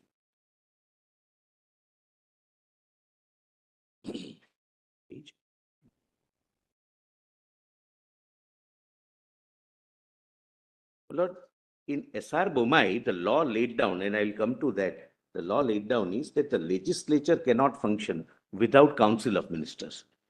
When that is the position here, additionally, the legislature was dissolved, but otherwise also, whichever provision of the constitution mentions something to be done by the legislature, that provision is suspended. That's the format to be used, being used from the beginning.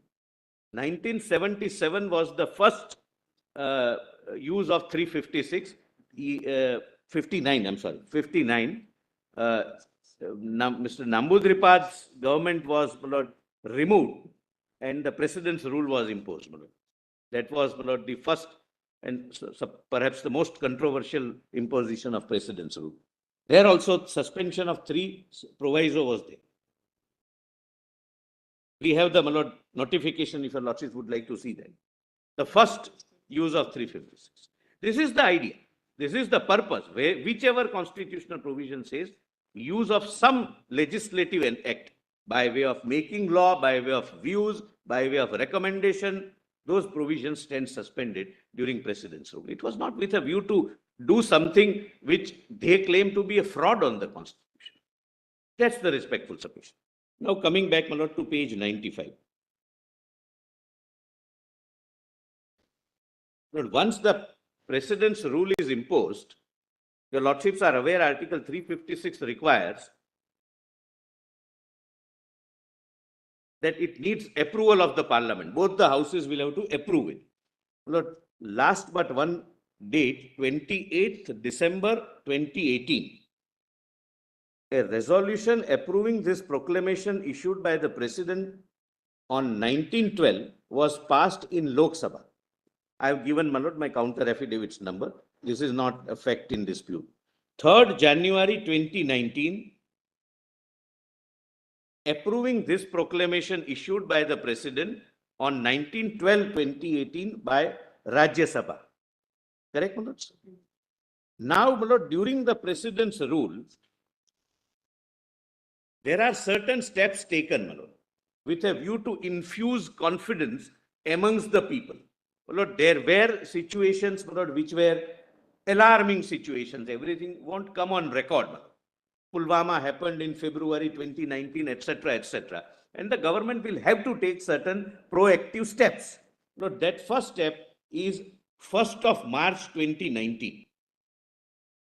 But this is a well-considered administrative decision-making, keeping in mind several factors: national integrity, sovereignty, security, border issues, internal issues of the particular state, etc., etc. Please see, my lord. Using the power under Article 371D, CO 271 was passed, which extended, Lord, please allow me to delete 61st Amendment. Lord, that's a mistake. And kindly, my lord, delete in your lordship's copy also. It was applied earlier. Nothing turns on that, my lord, either way. It is a simple mistake, but just to put the record straight. Then 77th Amendment and 103rd Constitutional Amendment, providing for reservation in favor of economically weaker sections of Jammu and Kashmir and for providing reservation in promotions. Now, please note this. It may be noted that this was during the currency of President's rule, similar to impugned CO 272. However, the same has not been challenged till date. Further, the power under Article 371D to issue CO has been exercised during President's rule on 6 occasions in history. The note 1. The extension of this amendment, my lord, this is the relevance. Please note this, my lord. Something may turn, something may not turn, but it may satisfy a lordship's conscience. The extension of this amendment to the state reinforces the fact that in terms of social justice policy of reservation, the state of Jammu and Kashmir is governed by Constitution of India. Acceptance of social policy of the Union further means that Jammu and Kashmir does not and did not have a sovereign right to determine the social policy at odds with that of the Union. Thereafter, my lord, President's rule is extended on 22nd July 2019, and thereafter please directly come to page 97. But one fact, my lord, from Mr. Sibbal's notes, my lord, I may show. Mr. Sibbal, my lord, in blue, has said that several questions were being put to the minister. Are you going to change 370? Are you going to take some steps? And the minister concerned, my lord, used to say that we'll act according to the Constitution. That's all. But please see, my lord, just above 28th of June 2019, the question is put post Pulwama and the answer. Please see this. The question, Srimati so-and-so, so-and-so, so-and-so, ask question number so-and-so, 1. Your lordship gets, madam?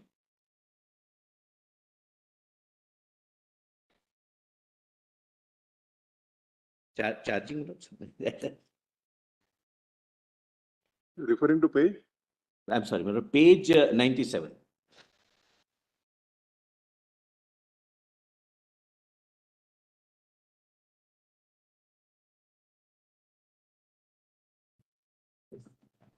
Lord, but for this, Lord, e-filing, but this kind of matter, my lord, it was very almost impossible, my lord, to effectively argue.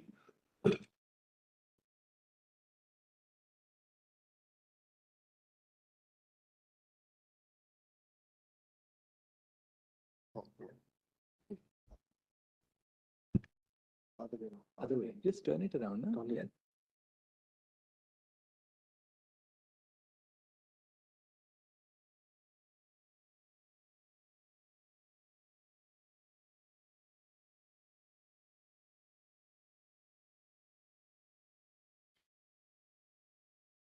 Lord, page 97, date 26th June 2019, from my learned senior Mr. Sibbal's Lord note.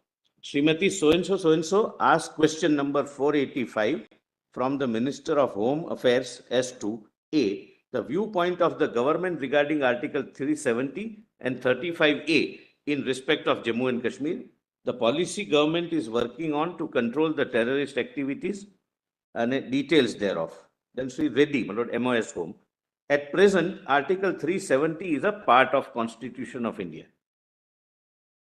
Under the title Temporary Provisions with respect to the state of Jammu and Kashmir, and Article 35A is contained in the Constitution, application of Jammu and Kashmir Order 1954, issued by the President under 370. B and C.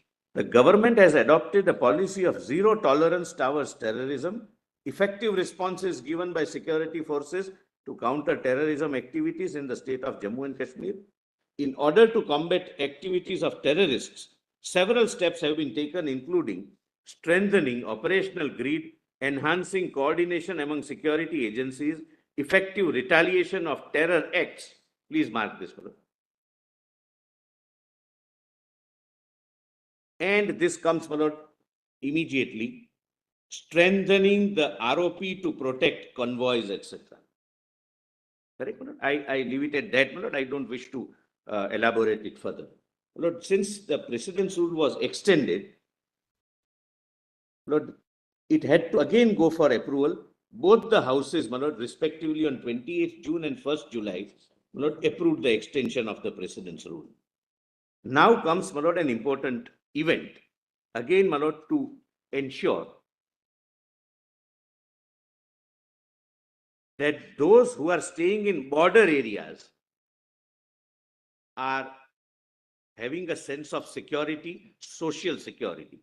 1st July 2019, it is critical to note that on the same day, Jammu and Kashmir Reservation Amendment Act was passed by the Parliament, exercising powers as the legislature of Jammu and Kashmir.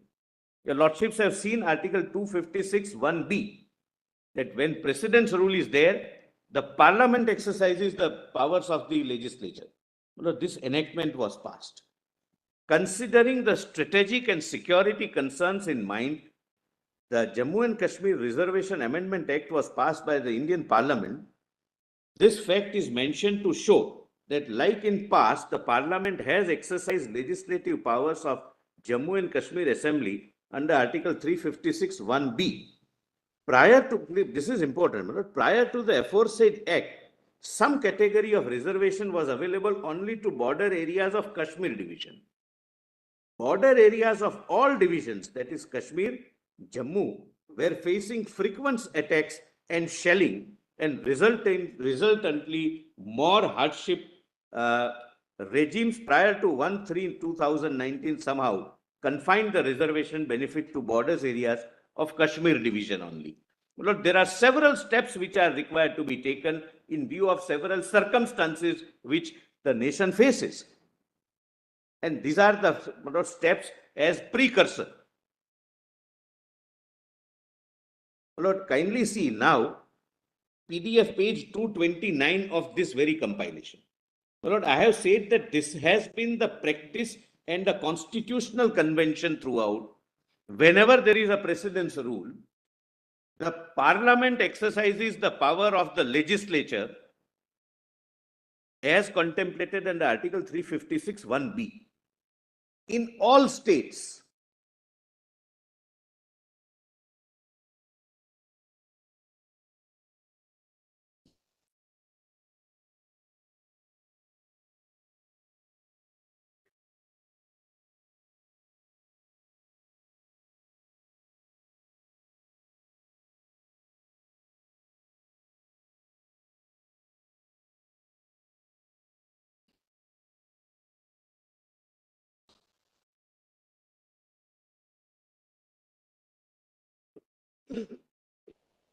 Yes. Lord, page 229. I'm not reading, but I have taken, my lord, till date, whichever are the acts passed by the Parliament, acting as a legislature of the state during President's rule, the list is given, my lord. But there are total 248 such laws passed, my lord.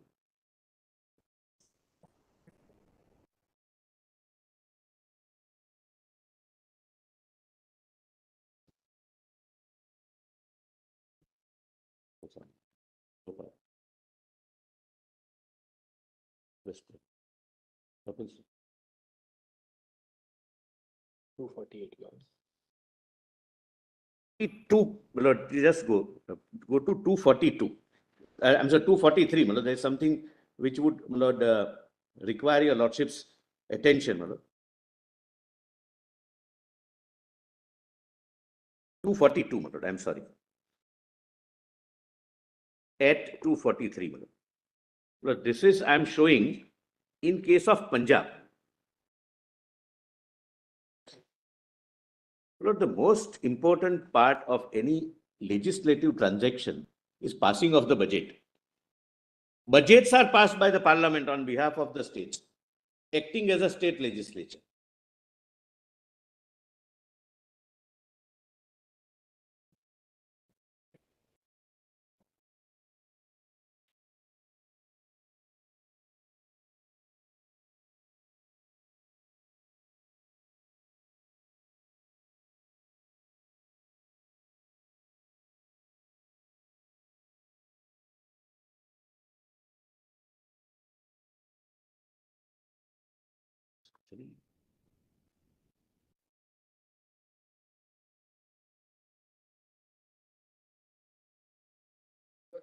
Come to, my lord, the important part, 243, and I'll point out, my lord, what is the relevance of showing this.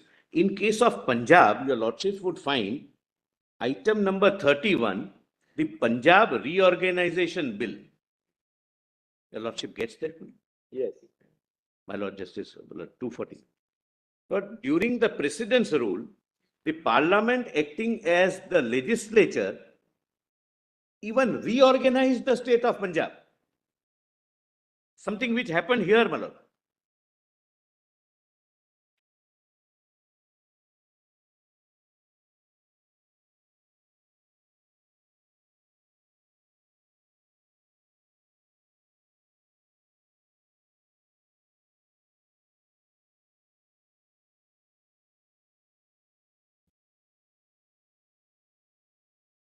Lord, Punjab was divided, bifurcated into Punjab and Haryana. Chandigarh was carved out as union territory, and some part of erstwhile Punjab went in Himachal. These were the four bifurcations, my lord, which took place by Punjab Reorganization Act passed by the Parliament acting as a legislature. So, my lord, it is not uncommon, or it is not something which has happened for the first time, that you can elevate the argument to the level of a constitutional fraud. But this must be a Reorganization Act under Article 3. Yes, I'll come to that, my lord. I'm coming to, because I'm right now, my lord, pointing out that suspension of proviso to Article 3 is not unusual. Whenever provision is suspended and precedent rule is also imposed, the Parliament acts as a legislature. My lord, and this, my lord, when I make my submissions on Reorganization Act, I'll, my lord, also point out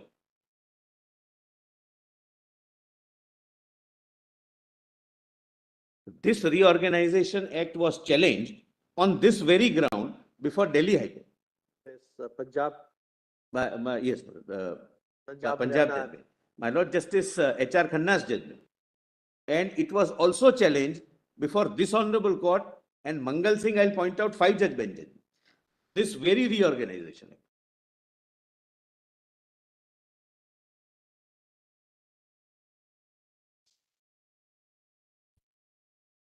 Now coming back, my lord, I'm sorry.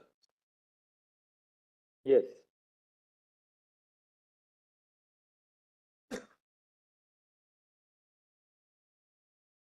Lord, kindly come to 10. Lord, before I take, Lord, now, my lord, I am on the last leg of this written submissions, my lord, namely. But Mr. Solicitor, if the powers of the legislature of the state under 356B can be exercised by Parliament, then what is the constitutional necessity of suspending the proviso to Article 3? So that legislature, if present, if not dissolved, may not do anything. But this is, we are dealing with a case where the legislature was dissolved. But suppose it is in suspended animation. The legislation remains, the legislature remains. It might assemble and pass a resolution. To be very frank, except in the case, possibly the case of Punjab, I don't think Article 3 would have been invoked in many other cases. But as a matter of convention, what has been happening is whenever 356 is imposed, going by your submissions, proviso to Article 3 is also suspended. Suspended. Because the power under Article 3 is different from the power of legislation. No, my lord, I'll, my lord, point out 356, my lord, kindly just taking a That's little what was detour. highlighted was power under Article 3 is different from the power of, which is conferred of making legislation, making or enacting laws. That's where, my lord, I would like to say something if your lordship takes 356. Taking a slight detour, my lord. No, it says to cause about functions. This is the powers Power. the legislature. Powers. No, not right. just powers to make laws. Correct, it's broader, it's All broader. powers. All powers, and now please see proviso to subarticle, to Article 3. Proviso to Article 3.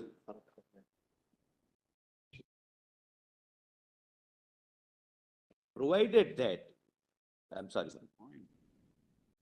Yes, brother. Provided that no bill for the purpose shall be introduced in either House of Parliament, except on the recommendation of the President, and unless where the proposal contained in the bill affects the area, boundaries, or name of any of the states, the bill has been referred by the President to the legislature of that state for expressing its views thereon. This is the different power of the legislature than power to make laws. So even this power in the present case was exercised by the Parliament. Now, my lord, before I take, my lord, the last leg of my... Otherwise, in the absence of the suspension of the proviso, what would happen was that the Parliament is exercising all the powers of the legislature of the state. It would give its views on it, and it would also enact the bill. Yes, ma'am. Yes, ma'am.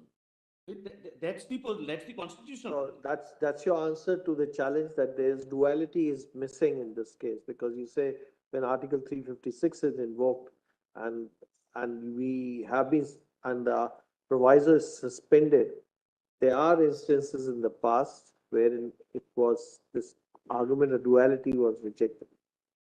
Yes, my lord, I can, my lord, take directly your lordships to... Or we come to that, you go in your own way. No, otherwise, my lord, Justice H.R. Khanna's judgment on this as a Delhi High Court, my lord, in Delhi High Court is directly on the point. And explanation, and my lord, the interpretation of Article 3 by a constitution bench in Mangal, that also, my lord, concerned Punjab. This very reorganization, which was under 356 and the power exercised by Parliament as a legislature.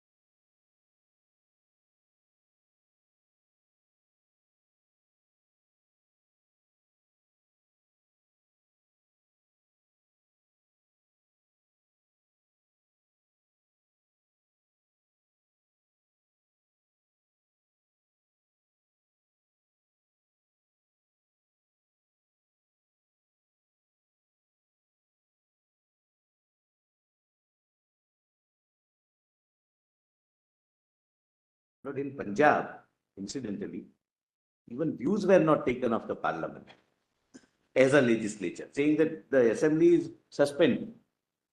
So straightway, the reorganization bill was passed. As a reorganization, this is interesting, and I'll show that judgment. What happened was, in the erstwhile state of Punjab, for example, there were 85 seats of MLAs. Now some portion goes, so 85 became 70. The remaining 15 challenged them. That how have you taken away our right to continue as members of the Legislative Assembly? And the number was lower than even minimum prescribed for any assembly to have. And then the question arose about Article 4, that you can make incidental provisions which might even amount to amending the Constitution but would not be treated as amendment of the Constitution. Constitution bench of your lordship. But since, my lord, we are on this, let me, my lord, show Justice H.R. Khanna's judgment, my lord, because your lordships have just seen Article 356 and Article 3. My lord, kindly have a look at, my lord, Volume 1, my lord, compilation Volume 1. That is a separate argument, but at this stage, my lord, I'll just show these two judgments, my lord, just to.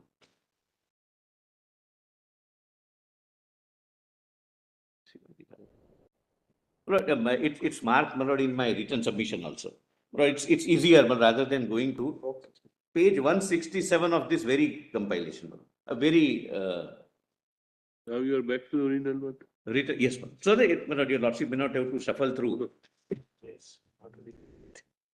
Lord, what I have done is, for your lordship's convenience, I have quoted the para.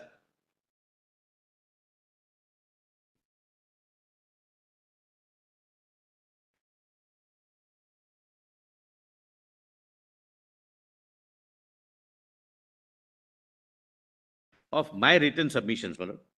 That is joint written submissions, volume 3.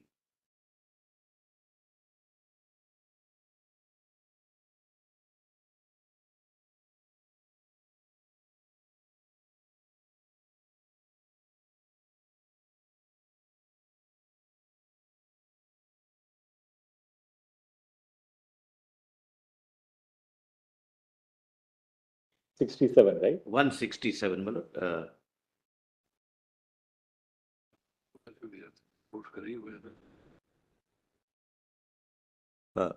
On reading Article 3 and Article 174(1) of the Constitution, along with above proclamation of the President, it is seen that the President had suspended the power of Governor to summon the House or each House of Legislature of the state, which by itself prevented the state legislature from meeting, and also suspended the state legislature from meeting, and also suspended so much of proviso to Article 3 of the Constitution relating to the reference by the President to the legislature of the state.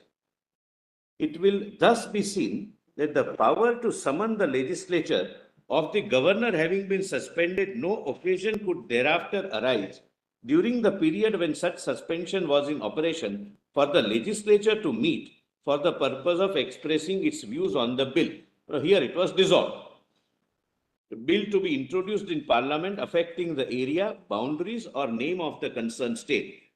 This would be the direct result of the suspension of the power of governor to summon the legislature of the state, even without suspension of so much of the proviso to Article 3 relating to the reference by President to the legislature of the state. However, in order to make the matter clearer, the operation of so much of proviso to Article 3 had also been suspended by the President. In view of the clear power conferred by Article 356(1)(a)(b) to declare that powers of the legislature of the state shall be exercisable by or under the authority of Parliament, it enacted Act number 31 of '66, by which all powers of the legislature of the concerned state of Punjab, to make laws were conferred on the President. We can find no warrant for the contention of the petitioner that what was transferred by means of Article 356(1)(b) of the Constitution was only the legislative power of the state legislature, but not the power to meet and express its views as contemplated by the proviso to Article 3 of the Constitution. But as my lords pointed out, that the word power is wider, which includes power to make law, but all powers, give recommendation, expressing views, etc. 3 of the Constitution. According to the petitioner, Article 356(1)(c) only enabled the President to make such incidental and consequential provisions as appeared to him to be necessary or desirable for giving effect to the objects of the proclamation, including provisions for suspending in whole or in part the operation of any provisions of the Constitution to any body or authority in the state, but not to make provisions which were not both incidental and consequential. This was one of the contention. This argument of the petitioner would appear to have no validity for two reasons. Firstly, the expression incidental and consequential may be read as incidental or consequential to suit the context, that this is a permissible mode of construction if the context so requires. It is well settled. It will be sufficient to refer. Then the judgment is when N can be read as, or your lordships may skip. Para Mr. 10. Solicitor, you have referred to the fact that there's a practice, a constitutional practice that during the operation of a proclamation under 356, the proviso to Article 3 has been suspended. And you have said that that is obviated by the reason that if you don't do so, and the legislature is only in a state of suspended animation and not dissolved, the legislature may conceivably meet to express its view. To obviate that, Parliament, the presidential proclamation does this. But none of this constitutional practice cannot obviate the legality of what is done, right? Here, in the present case, even the views are taken, but views are given by the Parliament as a legislation. In Punjab, that was not the case. So Parliament would then give the views To itself. and it would also enact the legislation for reorganization. Yes, but that's the inevitable consequence. But would that really be consistent with the federal I will show doctrine? that. I will show that. It does not destroy federalism at all. I'll be able to satisfy your lordships. I'm just, since we are discussing this, I have not taken up the point of state reorganization. No, like, but you're saying that. Yes, but since we were answering, I was answering the proviso to Article 3, which came with 356, I'm reading this. All right.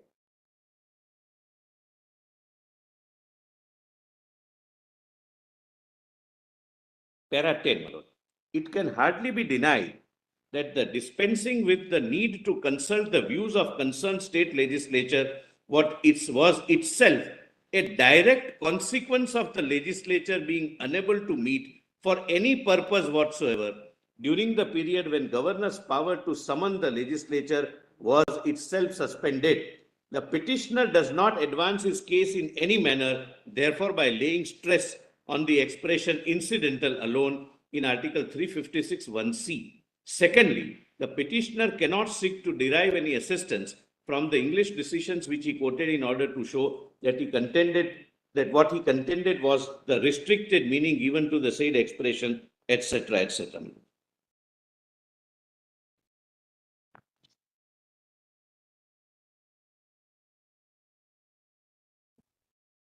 It could even have been that It refers to the earlier incident in the case of erstwhile state of Travancore and Cochin, probably also under 356. May not have been challenged in that case. not to my knowledge, my lord, it was not. Paragraph 95 it refers to. Paragraph, my lord, your lordship, sir. 5. Novel situation has been taken place in past. Punjab was passed. Further, the erstwhile state of Travancore, Cochin was also reorganized during Article 356. Lord, in both the cases, the views were not taken. Possibly it takes into account sometimes there may be a breakdown of constitutional machinery within the state when the reorganization itself Is the solution. When there is a, my lord, kindly appreciate, my lord, why this, my lord. I'm sorry, not kindly, my lord, consider this. Lord, when the reason for imposition of the precedent rule is such that to bring that state out of the situation which resulted into imposition of precedence rule, maybe state requires to be reorganized. Then, my lord, the position cannot continue as it is. The President of India can take a call that the only solution of the problem is reorganization of the state. And your lordships are, my lord, the arguments repeatedly advanced was that there is a retrograde step. We were brought down from state to UT state. I will show, my lord, from the reorganization. It's a state for all purposes. It's a state with legislature, with only power of police with the president. It's a detailed state reorganization. Everything was factually wrong, that my consolidated fund has gone, my representation in parliament has gone, my election voting in president's election is gone. Specific statutory provisions are made. GST council is gone. These are the arguments which were. So I am coming to that reorganization. The UT is essentially as much a part of federal structure as any other state. In a given set of facts, your lordships have, I don't want to jumble up my submissions, but there are submissions. What would be the contours of your lordship's examination once your lordship finds that 356 exercise was not to be faulted with? what happens thereafter, there would be a restricted scope of judicial review. That's what Bomai has said. It's a narrow compass doctrine. No? Your lordships are aware. Lord, I'll take your lordship through that. But here, to obviate that also, the views of the Parliament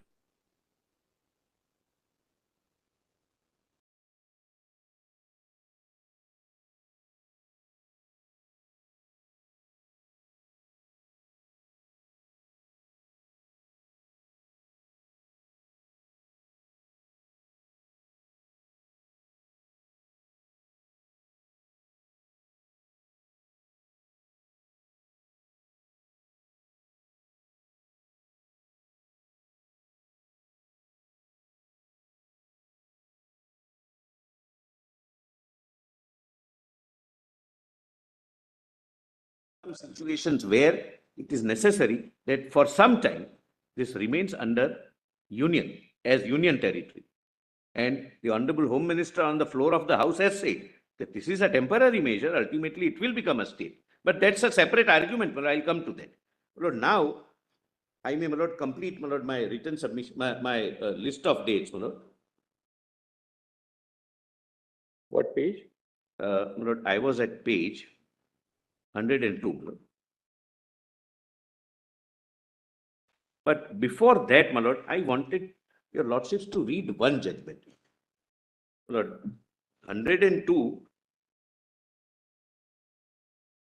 Let me, my Lord, complete this stepwise, my Lord. My Lord, step 1, your lordships have seen, no? No, we were going to read that actually, right? We were just going to read that actually. Yes. No, your lordships are at step 1, my Lord. We are now at step 1. Yes, bro. Please see, my Lord. As a first step, the Honorable President issued CO 272 by the said constitutional order issued under 370 subarticle 1, that is D. The President applied all provisions of the Constitution of India and superseded all previous Constitution orders by which selected provisions of the Constitution of India were made applicable either with or without modifications. Just 1 second. I'm sorry, my Lord Justice call gets, my Lord. Point number 1. Point number 1. Step number 1.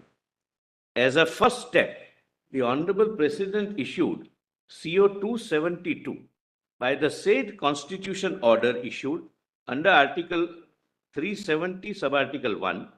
The President applied all provisions of the Constitution of India and superseded all previous Constitution orders by which selected provisions of the Constitution of India were made applicable either with or without modifications. And 2, the Honorable President applied Article 367, your lordships have seen it has been applied 4 times in past, of the Constitution of India as modified under the said order, in which modification was made in Article 367 subarticle 4. Please see, my Lord. At D. This is the exercise which is, my Lord, approved in Damnu. D. In proviso to clause 3 of Article 370 of this Constitution, the expression Constituent Assembly of the State referred to in clause 2 shall read Legislative Assembly of the State. This is the first step.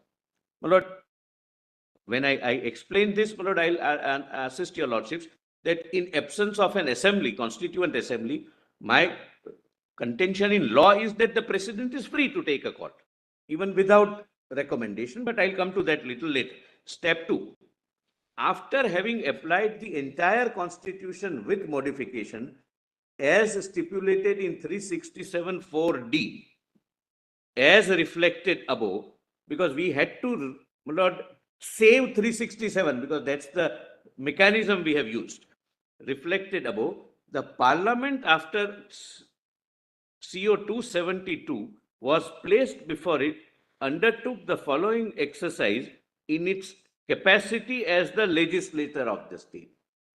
Then, my Lord, Rajya Sabha recommended to the President under Article 370 subarticle 3 as under. Now, Rajya Sabha as a legislative assembly recommends, please see, my lord, the bottom, that this house recommends the following public notification to be issued by the President of India under Article 370, sub-article 3. Please see, my lord, the next para. All provisions of this constitution as amended from time to time without any modifications or exceptions shall apply to the state of Jammu and Kashmir, notwithstanding anything contrary contained in Article 152 or Article 308 or any other article of this constitution or any other provision of the Constitution of Jammu and Kashmir or any law, document, judgment, ordinance, order, bylaw, rule, regulation, notification, custom or usage having the force of law in the territory of India or any other instrument, treaty or agreement as envisaged under Article 363. But simultaneously, on bill being sent to Rajya Sabha under proviso to Article 3, Lord, which according to me, I can safely argue not necessary in absence of the legislature views. I'll show the Mangal Singh judgment. But it was placed before the Rajya Sabha as a legislature, first step of legislature, because second is Lok Sabha. Rajya Sabha expressed its view to accept Jammu and Kashmir Reorganization Bill as under, that the President of India has referred the Jammu and Kashmir Reorganization Bill to this House under the proviso to Article 3 of the Constitution of India for its views, as this House is vested with the power of state legislature of Jammu and Kashmir as per proclamation of the President of India dated 19th December 2018. This House resolves to express the view to accept the Jammu and Kashmir Reorganization Bill. Simultaneously, on the bill being sent to Rajya Sabha under proviso to Article 3, the President, the Lok Sabha expressed its view. After Rajya Sabha, Lok Sabha, so that it whole becomes the legislature. They also, my lord, accepts the thereafter, my lord, Rajya Sabha passes Jammu and Kashmir Reorganization Act 2019 after views of, my lord, both the houses. Now, your office may skip the note and kindly come to page 106 bottom. Next day, 6th of August 2019.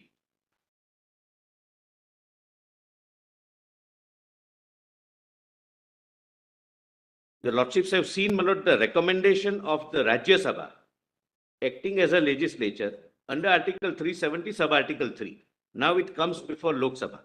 On 6th August 2019, again the Parliament commenced its proceedings exercising its function as Legislative Assembly of Jammu and Kashmir. The following legislative activity took place. Lok Sabha recommended to the President under Article 370, sub-article 3, not same, I'm not reading it, recommending to the President that you apply all provisions of the Constitution as was recommended by Rajya Sabha. And Lok Sabha passed Jammu and Kashmir Reorganization Act because the views were expressed the previous day. So both the views and act, it becomes an act, namely Jammu and Kashmir Reorganization Act, and both the recommendations which now culminates into, Lord, 263, CO 273, I'm sorry, 273. Lord, please see page 108.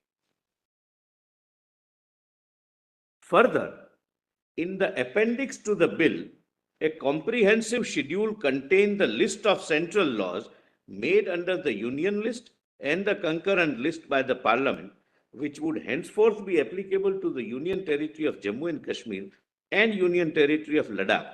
The amendments have also been carried out to the existing state laws made under the state list by the erstwhile state legislature in order to bring them in line with all provisions of the Constitution of India. So they become now Constitution compliant. It is critical to note that the said Reorganization Act applies an already existing constitutional provision, that is Article 239A to the region. It is stated that the same counters the assertion of the petitioners that it was in breach of federal structure. It is stated that Article 239A itself is a part of federal or asymmetrical federal structure and cannot divorce the concept from the landscape of Indian constitutional law. Article 239A, applicable to Puducherry for decades, is one of the ways of maintaining federal relationship between region and center and cannot be said to be arbitrary and irrational. Then step 4 and the last step, CO 273. President issued CO 273 in exercise of powers under Article 370 sub-Article 3 of the Constitution as amended by CO 272 declared that Article 370 would cease to apply with effect from 6/8/29. This is what is impugned. Thereafter, my lord,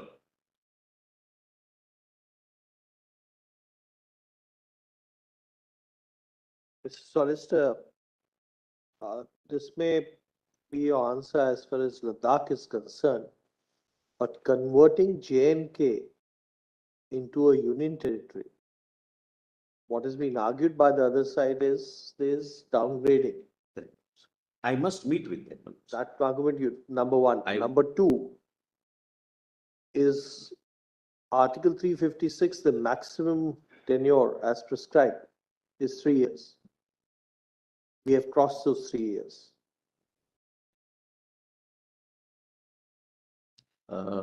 At the time of, my lord, I'll answer that, my lord, but 2019 we have not, and thereafter, my lord, we are in a different regime. No, I know. Now, as a union territory, that 356, that part will not apply because union territory is something different. Is, my lord, therefore, my lord, But if it was not a union territory, then it that would have crossed. It would have crossed by now. But for the intervention of 5th and 6th August 2019. yes, that's Yes.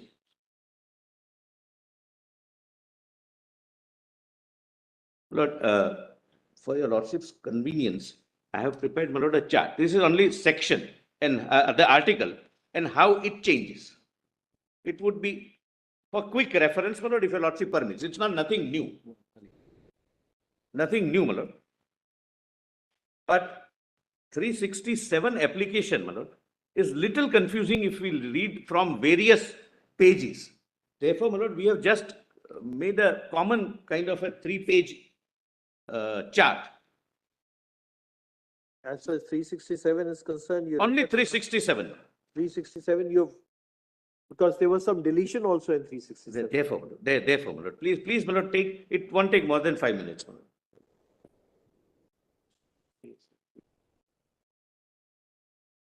Kindly pardon me, my lord. This, I think, better to have the physical copy, my lords, because it's larger.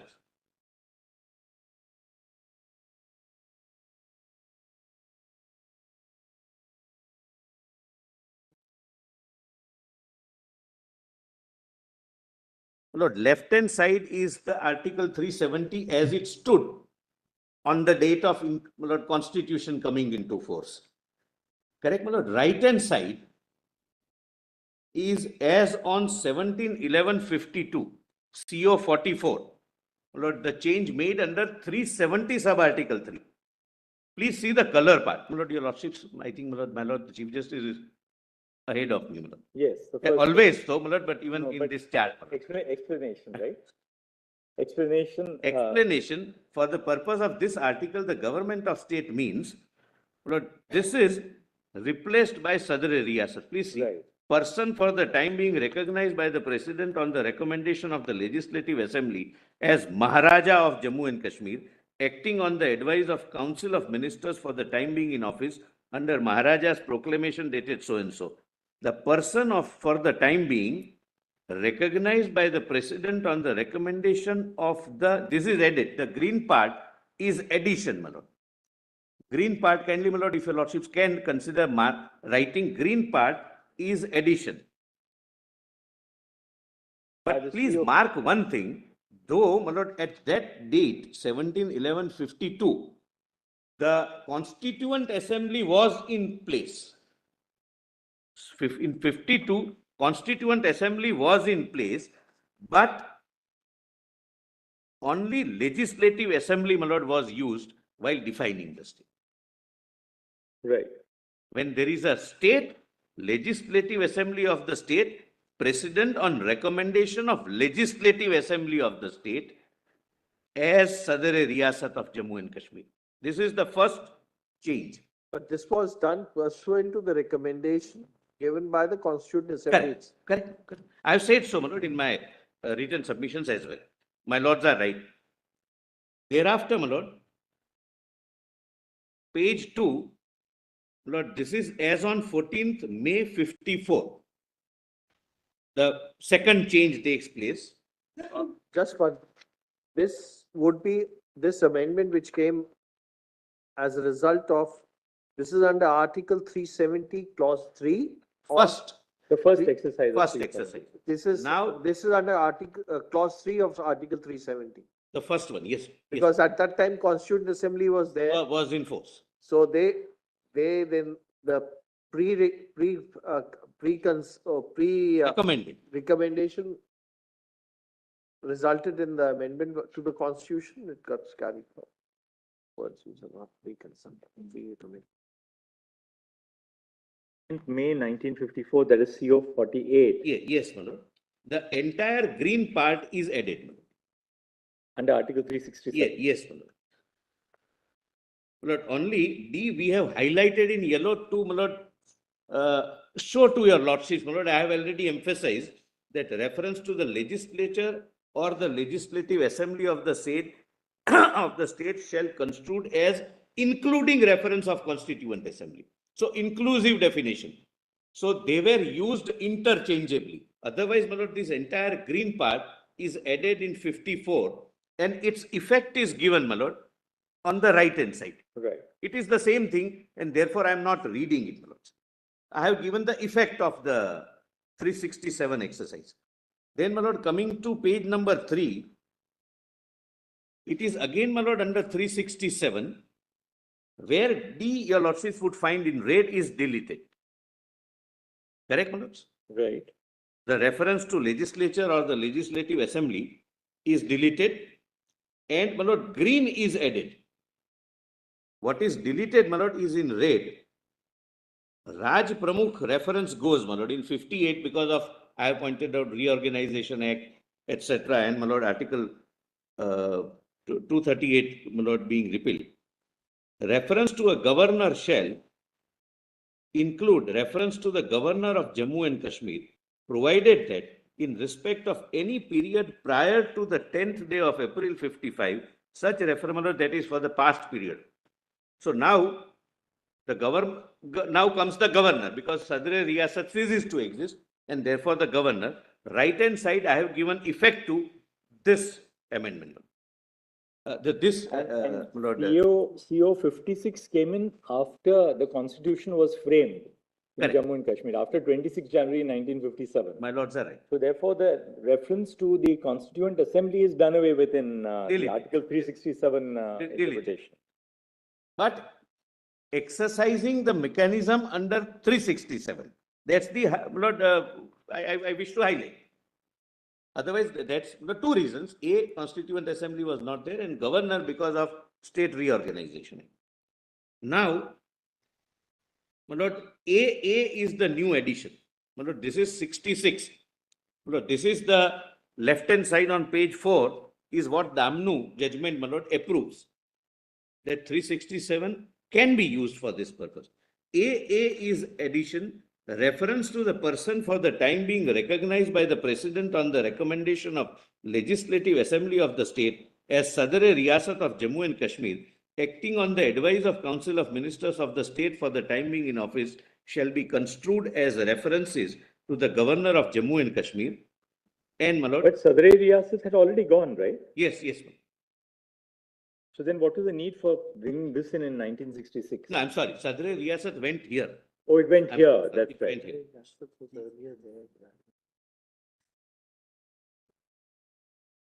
Earlier, it was removed from B, 4B. I'm sorry, B, it remained, it went in E. Now it goes from B as well. Earlier, the amendment was Sadr-e Riyasat acting on the advice of the Council of Ministers. Earlier, it was individual capacity, then it became acting Yes. on the advice of Council of Ministers.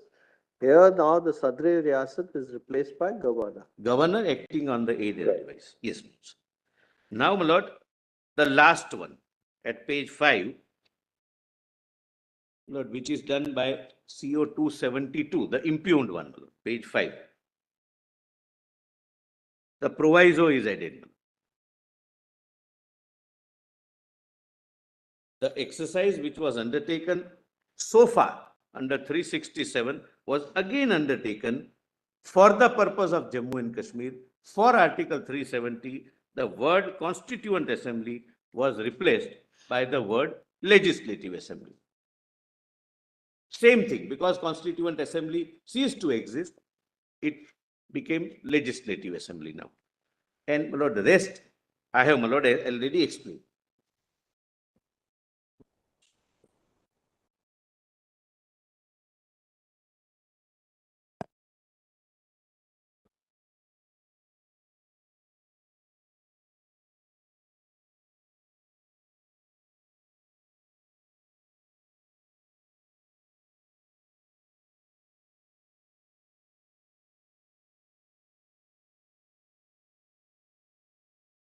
Tomorrow.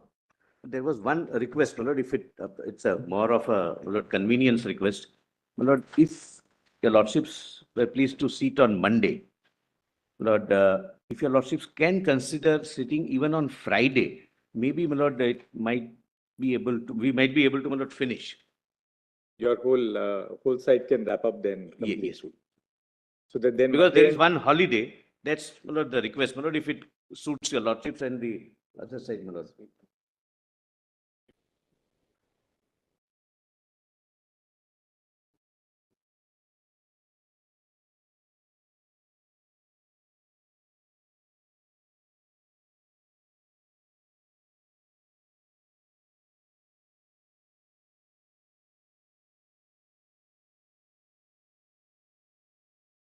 By 1 o'clock on Friday, we'll give you up to 1 o'clock on Friday. No, I will finish tomorrow. No. You means your side, so that you can all. I can't. You are say saying about until others. 4 o'clock. You are only saying if you can all finish by lunch on Friday, then there's no difficulty. We can sit on Friday, but all of you can try and finish upon. No, you have to do it. I know you, but now it's going to be repetition because by next Tuesday we want to give them 2 days in rejoinder. Mr. Giri, otherwise this will go sometime to September. The bench may not be available for 10 days, 12 days. We don't want to take a Keeping break. that in mind, my lord, I am requesting for Friday. What was session on Monday might be? No. We will not, we'll wrap up on Friday. Not Thursday. Lord, in fact, we have bifurcated the subjects. My lord. There may not be much of a duplication, but Thursday is a holiday, right? Wednesday is a holiday. So we'll decide tomorrow, but you can all meet in the evening so that your side is completed on Friday. We don't mind stretching it a little more on Friday beyond 1 o'clock, so that we don't come back after lunch. We'll give you a little more time.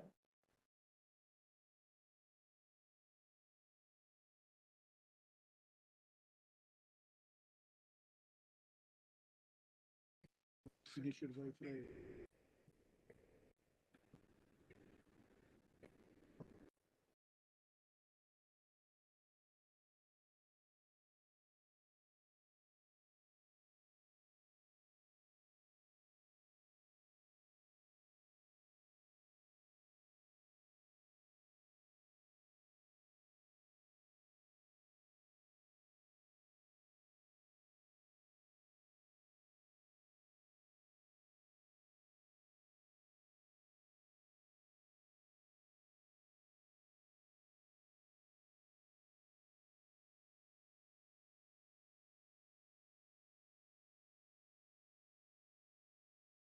Do this on Friday. We can start at 10. So we give you 3 hours on a trot and wrap up on at 1 o'clock for your side. So at least we're giving you a little more time on Friday.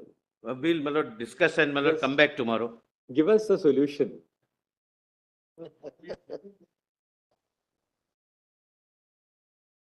I know, but everybody now has to, because we've heard the other side, so we've seen the entire material. Now we are hearing submissions really, because we don't have to read. Now even the judgments have been read out to us, so. Keep it as short as possible, but some. That's all that we are requesting. We are sure that you can achieve it. Mr. Giri, we are. Then, let's see. Lordship said same. When it went on the other side also, somebody was given half an hour, 2 hours. We'll not do that. Some perspectives will have to be placed. Lordship's may most graciously take note of the fact that. All right, but please do meet this evening in a way that, on Friday, between 10 and 1, we will hear you on a trot for 3 hours and we'll conclude this side on Friday. Then we'll give them Monday and Tuesday to wrap up the rejoinders. Will Lordships then give us time for the whole of Friday? We'll do. There's some difficulty about Very the whole well. of Friday. That's why we are saying. Very, very, very. Obliged to.